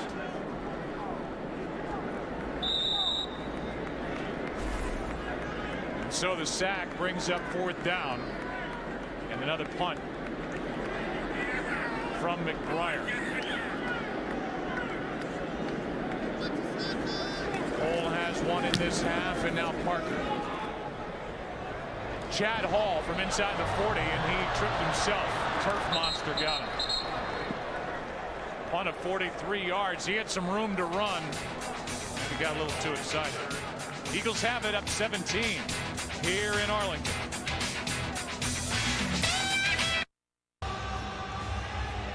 Time running out on this third quarter as we welcome you inside our broadcast booth. Everybody, I'm Joe Buck. That's Troy Aikman. Pam's down on the field, and been talking a lot about Week 17 and the matchup with the Cowboys and the Giants. But how about overall? I mean, I think it shocked everybody that Green Bay lost for the first time in 20 games, that 19-game win streak at Kansas City, but they still have to be the favorite going into the tournament. Yeah, I mean, as long as Aaron Rodgers is upright, they're the favorite, and it's hard to imagine. You know, even though Kansas City beat them with pretty good defense, I still think that anybody that beats them in the postseason is going to do it with a lot of points. And really, that's the case as McCoy carries it over the left side. All these top teams, New England, Green Bay, New Orleans, give up a lot of yards and give up a lot of passing yards. And we could see some real shootouts in this postseason coming up. Yeah, you know, we constantly still hear that defense wins championships, and you know, not to dismiss the importance of defense, but I believe that the game is different than it's ever been, and you better be able to score points. And yet I still look at Green Bay defensively, as badly as they have played. I still think that they can turn it on at any time. Sean McCoy limped off, and Ronnie Brown, the former Dolphin, picks up a first down. Well, we talked about Drew Brees being 304 yards away from breaking Dan Marino's passing yardage record for a single season as they work on the left ankle of LaShawn McCoy. And right now the Saints are 11-3 in a battle for that number 2 seed at the moment. Green Bay still hasn't wrapped up the number 1 seed yet. But we all know that Saints team, which won it all in 09, can put up a lot of points and make the field look awfully short. Sean Jackson, the intended receiver, incomplete, and there was pressure by Ware. Let's go for a game break. Here's Kurt. Well, a victory today by the Lions not only would clinch their first playoff berth since '99, but give them their first 10-win season since '95. Kevin Smith doing his part. Short 6-yard run. They lead it 31-10 over the Chargers in the fourth quarter. Joe, Troy, and Penn. And that playoff picture, at least wild card wise, is getting crystal clear in the NFC. Well, with Chicago and the injury to Cutler, they kind of fell out of the race, and it was a little scary there for a while with the Detroit Lions. It would have been a real disappointment if they hadn't have made it to the playoffs after starting 5-0. Here is Jackson. Depends on the spot, and they're going to spot him short of a first down. The 3rd down and a yard down to Pam Oliver we go. Well, Sean Lee, the linebacker who's been dealing with the wrist injury, he is getting attention from the trainers. Lee has been grabbing at that right hamstring. There's some tightness there, Joe. Coaches are holding him out for the time being. Back to you. Well, he is the quarterback of this defense, and Rob Ryan told us he's as good as any young linebacker in his 2nd year that he's ever coached. Yeah, he's a special talent, you know, and he's a gym rat. He loves the game. We're going to be talking about him for a long time. He's got 5 tackles today, 4 interceptions on the year as Brown carries for a first down. What I think is interesting, Joe, is, you know, again, looking at next week's game as far as who's going to win this NFC East. You know, the Giants winning today, but they've lost 5 of their last 7 games. If the Cowboys go on and lose this game, they will have lost 3 of their last 4. And yet here they are playing for the division title. I mean, it really is amazing that these two teams, after having not really finished all that well, and yet they'll be playing for the division title. And I think it just speaks to how down the NFC East was this year. This has been a bad year for the division, no doubt, and a division that coming in. Brown will end this 3rd quarter with that carry over the right side for 3 yards. Everybody just about handed to the Eagles. And we're eliminated today. Go to the 4th. Back after this from your local Fox station.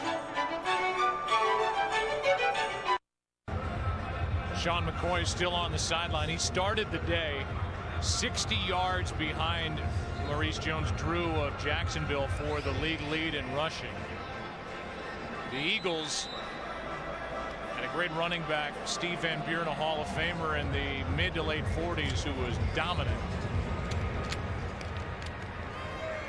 And it was a record-setting year this season for McCoy with his 17 rushing touchdowns, 20 touchdowns overall, breaking both records that were held by Van Buren in the great 1945 season.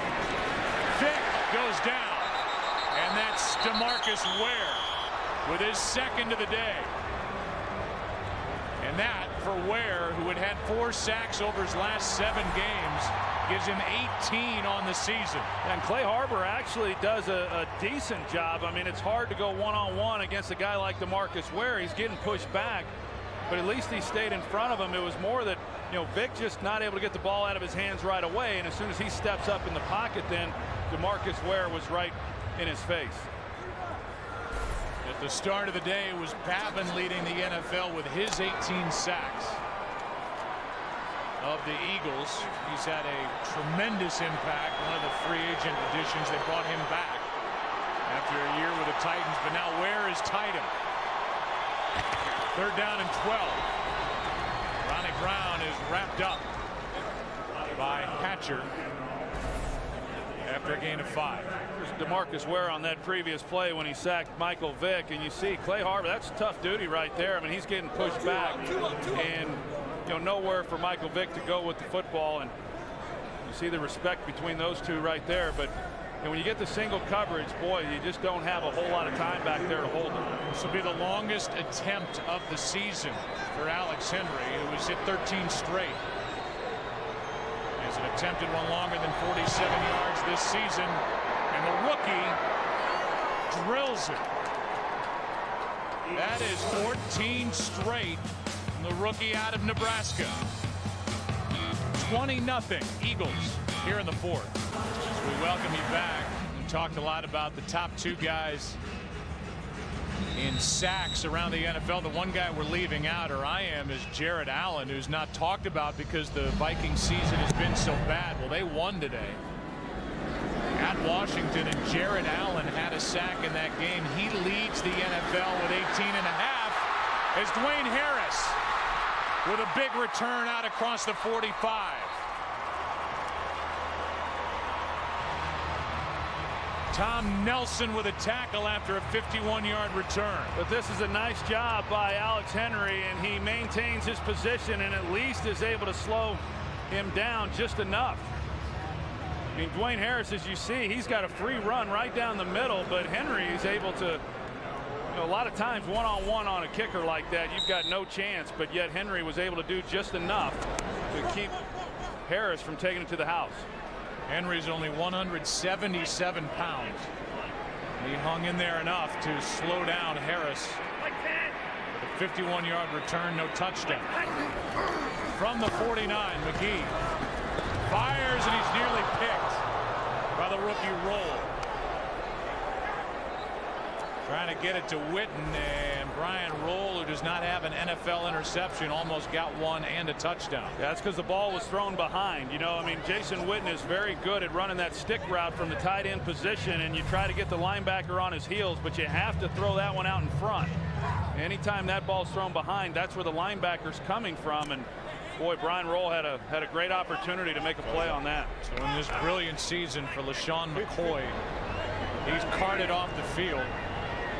We're looking at his ankle a bit earlier, and he is into the dressing room. 2nd down and 10. McGee is lucky that wasn't a pick. Here's Morris. Matthews on the stop.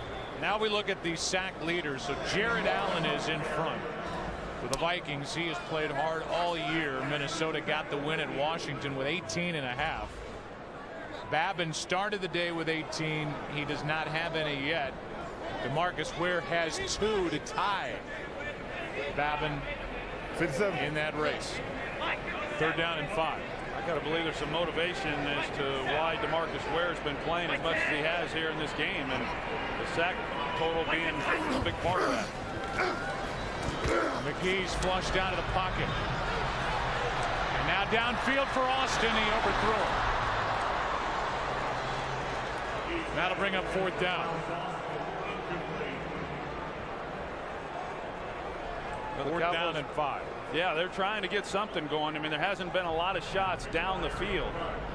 This is one of the few that we've seen, and had a chance, just unable to connect. The Cowboys do not win here today. The NFC East will be won by a team with less than 10 wins for the first time since the 1970 NFL merger. Cowboys next week will be shooting for their 9th of the season. They trail here today at home to Vic and the Eagles by 20. Let's look ahead because it's so fun to do. First, we have to look back. Week 14, and we look ahead to this matchup, and it was Jason Pierre-Paul night here in Arlington. 2 sacks, safety, a forced fumble, and then at the end of the game after the timeout, the blocked field goal, which would have tied it. And he was the NFC Defensive Player of the Week, and this guy's played hard all year long, and even in a disappointing effort last week by the Giants, he played hard against the Redskins.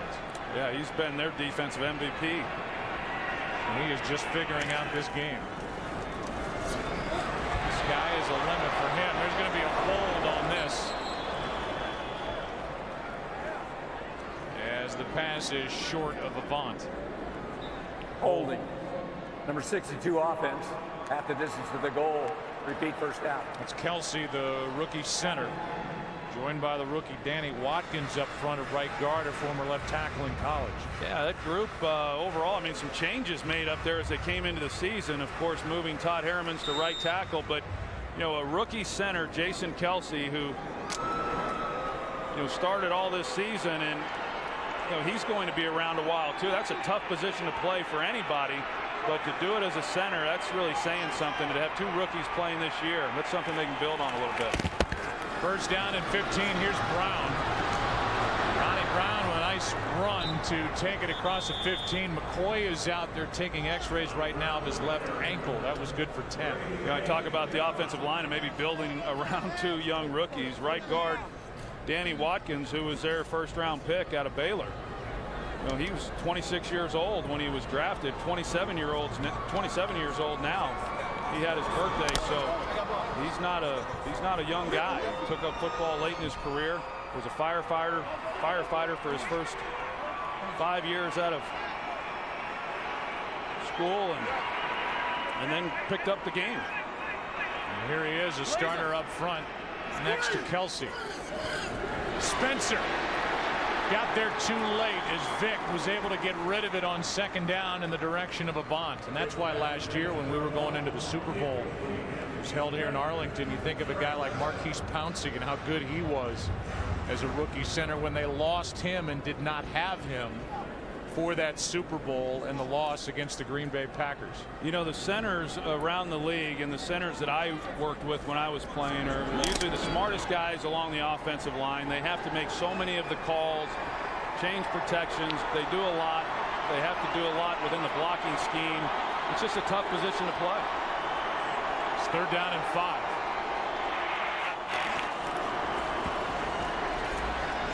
Vic over the middle for Jackson. What a nice catch as he reached out, hauled it in 17 yards for a 1st down. Well, excellent protection up front, and you're going to see the job that Deshaun Jackson is able to do on the catch. You know, I mean, you're going over the middle. You'd like that ball on you a little bit more. Anytime you extend your arms out there knowing there's a free safety in the middle of the field, you're expecting a collision, but Deshaun Jackson's a fearless guy going over the middle of the field. And with that said, this has been a disappointing season for Deshaun Jackson. There's no other way to look at it. Absolutely, and disappointing to him as well because he's still waiting for that contract. That was the talk coming into camp. It never happened. Jackson has been one of the most dynamic players in the NFC, has made the Pro Bowl as both a returner and as a wide receiver. He's a big play threat in a league filled with big plays, and the Eagles have him. He is not getting that contract yet, and you wonder what the future is for Jackson and the Eagles. He's been underpaid for a number of years, and I can understand the disappointment, but you still got to go play. This is McCoy back in the game, out of the X-ray room and back into the game. No game. Well, this group, you know, as we said coming into the game, I mean, as long as they're healthy, and they can keep this group together. I mean, it's an explosive group. We've seen it this year. As we said, the thing that held them back was all the turnovers that they had, but they're hard to match up against. And you know, hopefully for Eagle fans and for this organization, they're able to keep this group intact. You wonder where the Eagles would be without those 2 fourth-quarter missed field goals by the rookie Henry in that game in Philadelphia, and that come-from-behind win by Jim Harbaugh and the 49ers earlier in the year. On 3rd down, that one's into the ground at the feet of Celek.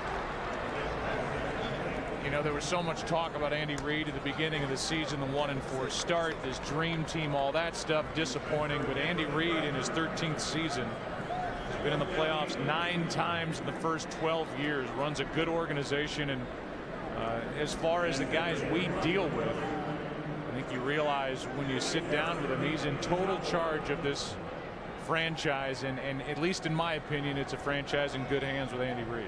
He's a great football coach. I can't imagine him going anywhere. I mean, who knows what might or might not happen, but I wouldn't anticipate him losing his job. He wouldn't be unemployed long. As Dwayne Harris on the return dances around and takes it out to the 23. Michael Vick was injured on that last throw when he got hit by Spencer. He's on the sideline trying to shake out the cobwebs with his team up 20.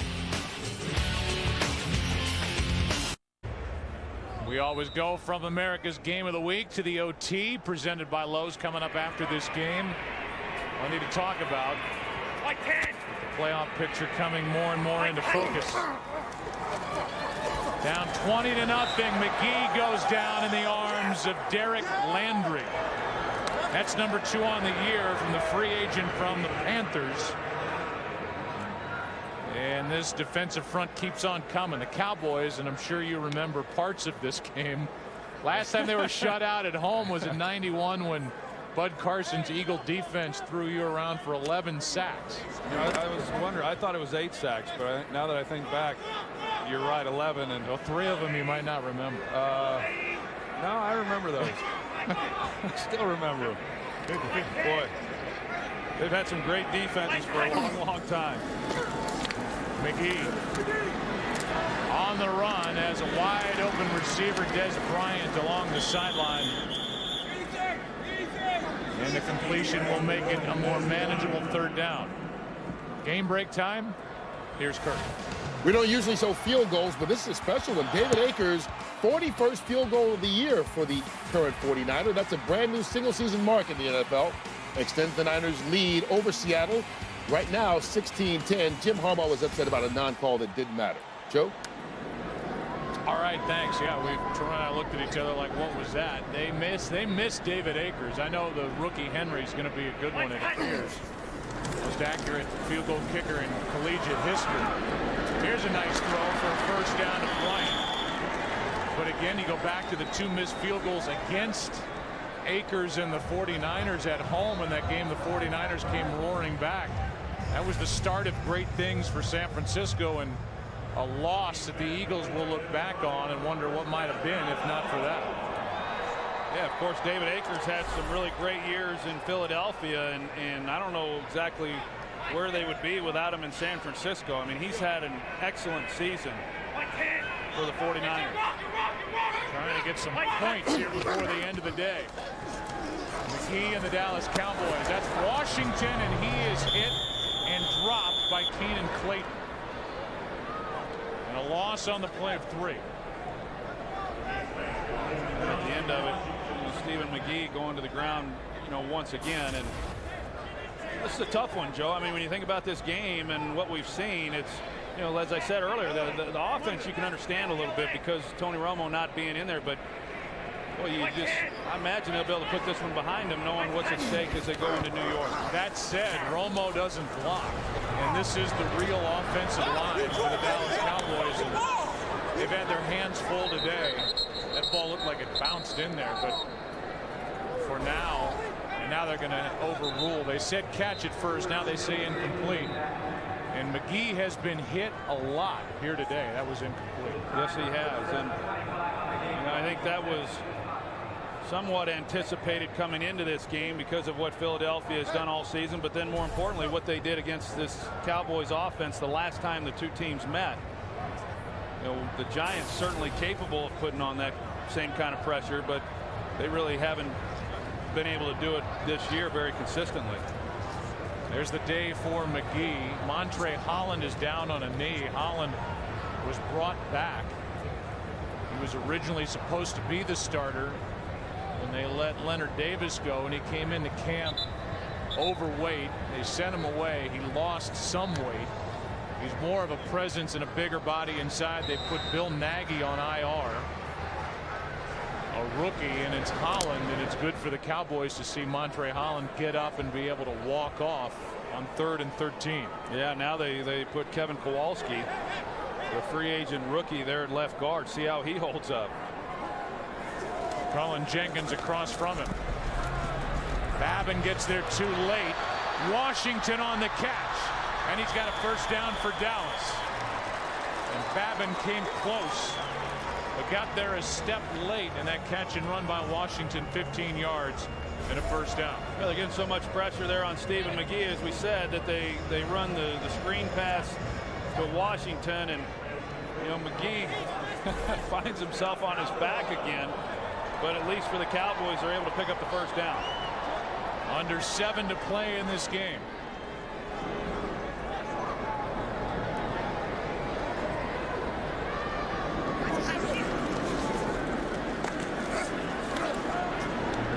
Fires, and it is incomplete. Martellus Bennett couldn't secure it. Lost his helmet, lost the football at 2nd and 10. I'm going to go back to Juan Castillo as defensive coordinator, and Eagle fans certainly know that it's been well discussed. Him going from offensive line to defensive coordinator. I don't know what ultimately happens, but I've got to believe that if he's not back as defensive coordinator, that he'll remain on this staff, and I think maybe even offensive line coach. I mean, he was an outstanding offensive line coach. He had to relearn everything that they've done under Andy Reid for the last several years with Howard Mudd when he came in. Here's a pass batted down by Witten. We've talked a number of times, Troy, about the biggest acquisition you could make the case in the Andy Reid era was Jim Johnson as defensive coordinator. They've not been able to replace him. The one guy who studied under him, Steve Spagnuolo, could be out on the market if he's let go as head coach of the Rams. He's got ties to the Giants, won a Super Bowl as coordinator there of the defense, and he would be a guy that if they wanted to make a change, Andy Reid would look at hard. I think Steve Spagnuolo, I think he's going to be picking his team and his price when this season's over. I mean, you think about it, as we said, so many explosive offenses. To get a defensive guy that's proven to be under demand. McGee fires for Robinson. We haven't said his name today, and LaRon Robinson on third down is short of a first down. Figure the Cowboys will go for it after a 5-yard catch. Asamoah. You know, you show LaRon Robinson and the year he's had for Dallas, and I hope Jason Garrett got Norv Turner a really nice Christmas gift, because Norv gave him his back in August when he turned LaRon Robinson loose and let him know that we've got an awfully good receiver here who we're not going to be able to keep because of numbers. He knew the offense already. He could step right in and play, and he's been outstanding. LaRon Robinson cannot re-sign until the season is over. But he's going to get a deal here with the Dallas Cowboys. That's Bryant on fourth down for a first down.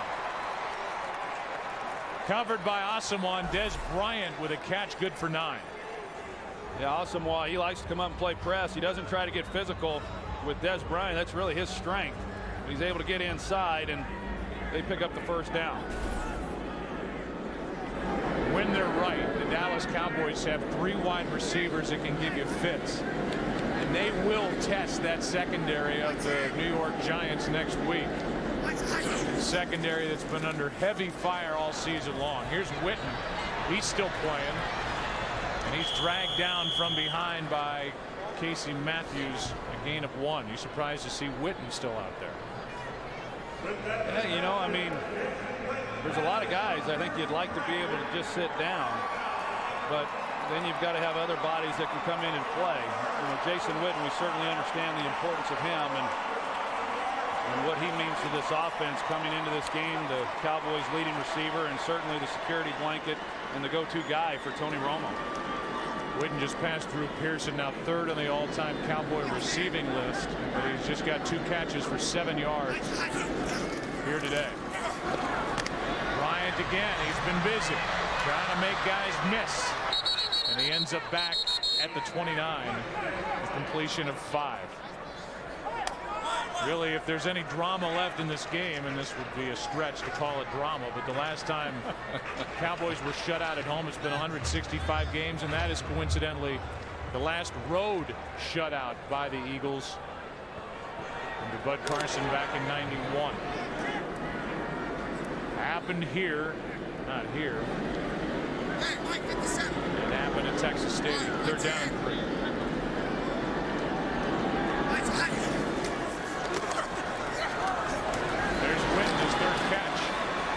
First down. You talk about that shutout back in '91 against the Eagles. That '91 defense was #1 against the run, #1 against the pass, #1 overall. And we had to face them, of course, twice a year. And I remember that year the Broncos played them in Elway and Warren Moon, and they got a taste of what Gang Green was all about. I mean, it was not fun facing those Eagle defenses during those years. From the 18 on first down, McGee. And looking for Witten, who drives right into Nate Allen, gain of 8. Witten, who's had 8 straight years of 700+ receiving yards. Second longest streak for a tight end. Hall of Famer Shannon Sharp is first on that list. Second down, Dallas. You know, as great as Jason Witten is on the field, he's as good a leader in that locker room. You know, every coach who's come through Dallas just marvels at the way he competes every day in practice, and he just goes about it the right way. A real professional. Second down and 2.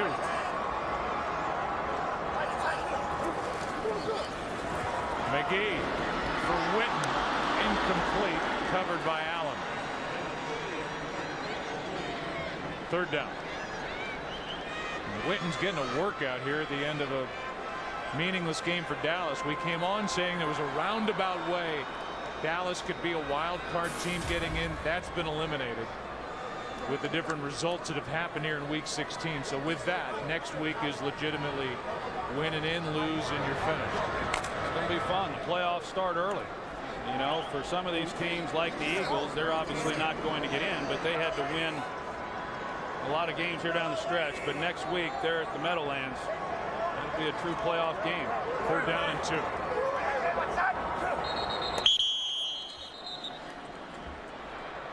Delay game, offense, 5-yard penalty, 3rd down. So 3rd down and 7. And at least the wrap for Romo is decreased in size as they've taken the ice off the back of that right hand. You think that will be the most talked about right hand? Yes. This next week. We'll be giving updates on it hourly on the ticket. All your friends with the ticket. Oh, it'll be. How will tomorrow be? I'll give you a report. Okay. Fake Jerry will be talking to the fake Jason. End zone. Incomplete. Hansen on the coverage of Miles Austin. And it's 4th down. Ball was just a little bit late getting there. Looks like Miles might have had a chance at bringing that in. No, he got a hand. He got a hand on it right at the last minute. But you know, Stephen McGee, typically you work deep and then come shallow. And in most of the game, he's been looking underneath and getting the ball out of his hands. He looked underneath that time and then was late trying to get the ball to the corner for the touchdown. Here's what likely stands in the way of a shutout. Timeout taken by Philadelphia. 4th down when we come back on Christmas Eve in Texas. 4th down and 7 for Stephen McGee. Took over after the first series with the hand injury suffered by Tony Romo.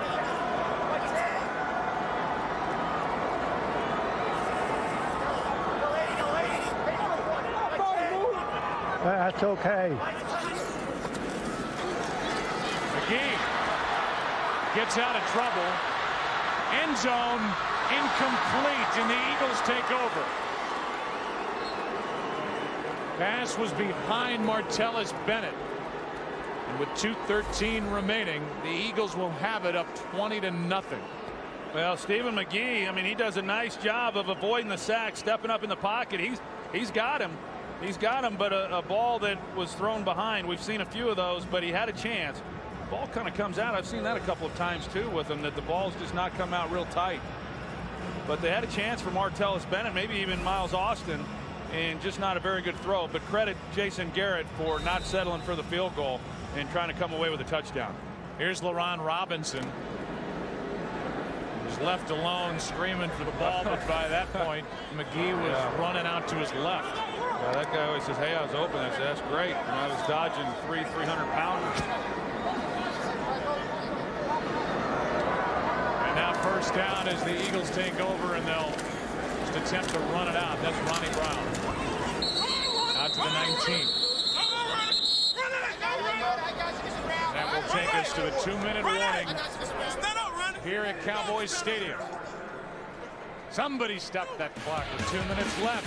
The Eagles with the ball up 20-0 over their rival, the Cowboys. 2nd down and 6 for the Eagles, who were eliminated from playoff contention here today because of a Giants win over the Jets. Michael Vick, 18 of 32. 293 yards, 2 touchdowns, no interceptions, hit 8 different receivers. Hands here to Brown, who was a yard shy of a 1st down. And for the Eagles defense, their first shutout since December 1st of 1996, 243 games. And as we've said, an ascending defense here at the end under first-year defensive coordinator Juan Castillo, although they did get to work against Stephen McGee as opposed to Romo, who's been red hot. Yeah, I just applaud Jason Garrett for going for the touchdown rather than just settling for a field goal in a meaningless game when the score really doesn't mean much. And yeah, I guess if you wanted to keep that alive in terms of coming away without a shutout, very easily could have just settled for the field goal. Well, he'll get the ball back if he's worried about the shutout, as the clock will continue to wind on 4th down.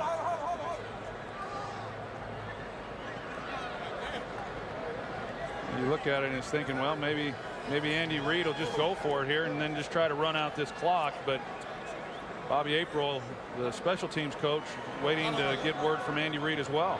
Andy Reid is going to call a timeout, it would appear, as he is right in the ear of the official. Play clock winding down on 4th and 1. This will find out how important the shutout is to Andy Reid. You know, whether they are going to punt. One timeout left for the Eagles, but 30 seconds left in the game. Let's go for a game break. Here's Kurt. Hey, don't put San Francisco in that number 2 slot yet. After they had a punt blocked, Marshawn Lynch gets the first rushing touchdown against the 49ers all season. Seattle now has the lead 17-16 at home in the 4th quarter. Joe, Troy, and Pam, as soon as you guys are done, we'll take your audience to the finish of that one. All right, good. So that jockeying for position in the NFC with Green Bay in the top spot, then San Francisco, then New Orleans. New Orleans will play on Monday night at home against Atlanta. Atlanta's been hot, and they are now in the driver's seat for a playoff spot as a wild card. Atlanta losing the previous meeting at home. This one blocked by the rookie Carter, and now taken back by Holly with 22 seconds left. Bruce Carter got his hand on it as Chaz Henry took a long time to get rid of it, and now back to the shutout numbers as the offense comes on the field for Dallas. You see the pressure just right up the middle. He's able to, Bruce Carter is, and gets his hands on it, and Andy Reid's probably saying now he should have just gone for it on 4th down. Well, the ball is at the 16. Again, the only thing on the line here is the shutout. McGee will start in the shotgun.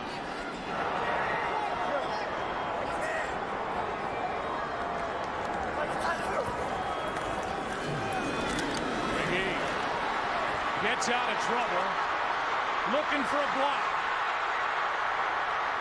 And out of bounds inside the 5 with a first down, 12 seconds left. Well, Stephen McGee's just not able to find anybody open down the field, and that time protection was pretty good. You can see he has some time to look around and see where he can go with the ball. He had the crossing route coming across his face, but he decides not to throw it to him, and nice little game for him. One thing he's going to have to find after this is a cold tub and a hot tub, because he is limping. He's been hit a lot. I think Romo's got some extra ice for him. 12 seconds left in the game. Will there be a shutout? The big drama left in this. The answer, no. Touchdown, Austin. And with 7 seconds left, the shutout is averted by the Dallas Cowboys thanks to that blocked punt. And maybe the most mild celebration of a touchdown, as we're giving the drama all we can here on the shutout. You sure are. I like that. Hey, well, just tuning in, they're saying, what's the score right now? Right. Well, it's about to be 20-7 with 7 seconds left. The story of the day will be Tony Romo. It'll be what happened in the Meadowlands while the early part of this game was happening here in Arlington. Romo started the game, and then in the first series on a 3rd down on his follow-through was crunched by Babin and hit his right hand on Babin's helmet. And you can see the swelling, it just ballooning up. They wrapped it, put ice on it. The ice is off that hand, but he is elevating it, and he'll be working on that thing all week to try to get the swelling out of there and be right for their matchup to win. Winner will win the division next week at the Giants. He's spending a lot of hours there in the training room after everybody's gone home, I'm sure. And what did he tell us the other day, Joe, that considering how he was playing coming into this game, and then the fact that his guys, I mean, he hasn't really had his full arsenal for much of this season, but they were finally back and healthy, that this is as good as he's felt at this point in the season than any other point in his career. And now you can read lips there. He said, "I'll be all right." That's the first time we've seen him smile since coming out of the game. But who knows how that hand will respond during the course of the week. That's right. Chad Hall waits for the kick. He's back. In a 20-7 game, squib kick, and Ronnie Brown will slide down, and that means we'll have one more snap, and that'll be the end, at least for these two teams, of week number 16 in the NFL in this 2011-2012 season. Jason Garrett's team will go to 8-7. Andy Reid's team will go to 7-8. In what has been a season with many missed opportunities for each side. And there's the matchup next Sunday, and that's all that matters at this point. The winner wins the division, goes to the playoffs. The loser's finished. And we'll take a break and come back here to Arlington after we step aside. It is Christmas Eve here in Texas. And it was all Philadelphia here this afternoon. A 20-7 win here in week 16. Wind down here at Cowboys Stadium. 20-7 is the final. Focus will be on that right hand of Tony Romo all week. It's time to simplify the game, brought to you by Windows 7. And on the first possession of the game, down the field into the end zone, Brent Celek, who's been red hot at tight end for the Philadelphia Eagles, with the first points of the day. It was all Philadelphia after that, save for that last touchdown by the Cowboys to Miles Austin. We will step aside and take you to the finale of the 49ers and the Seahawks. Romo now under the spotlight all week, and off we go to Ron Pitts and Charles Davis.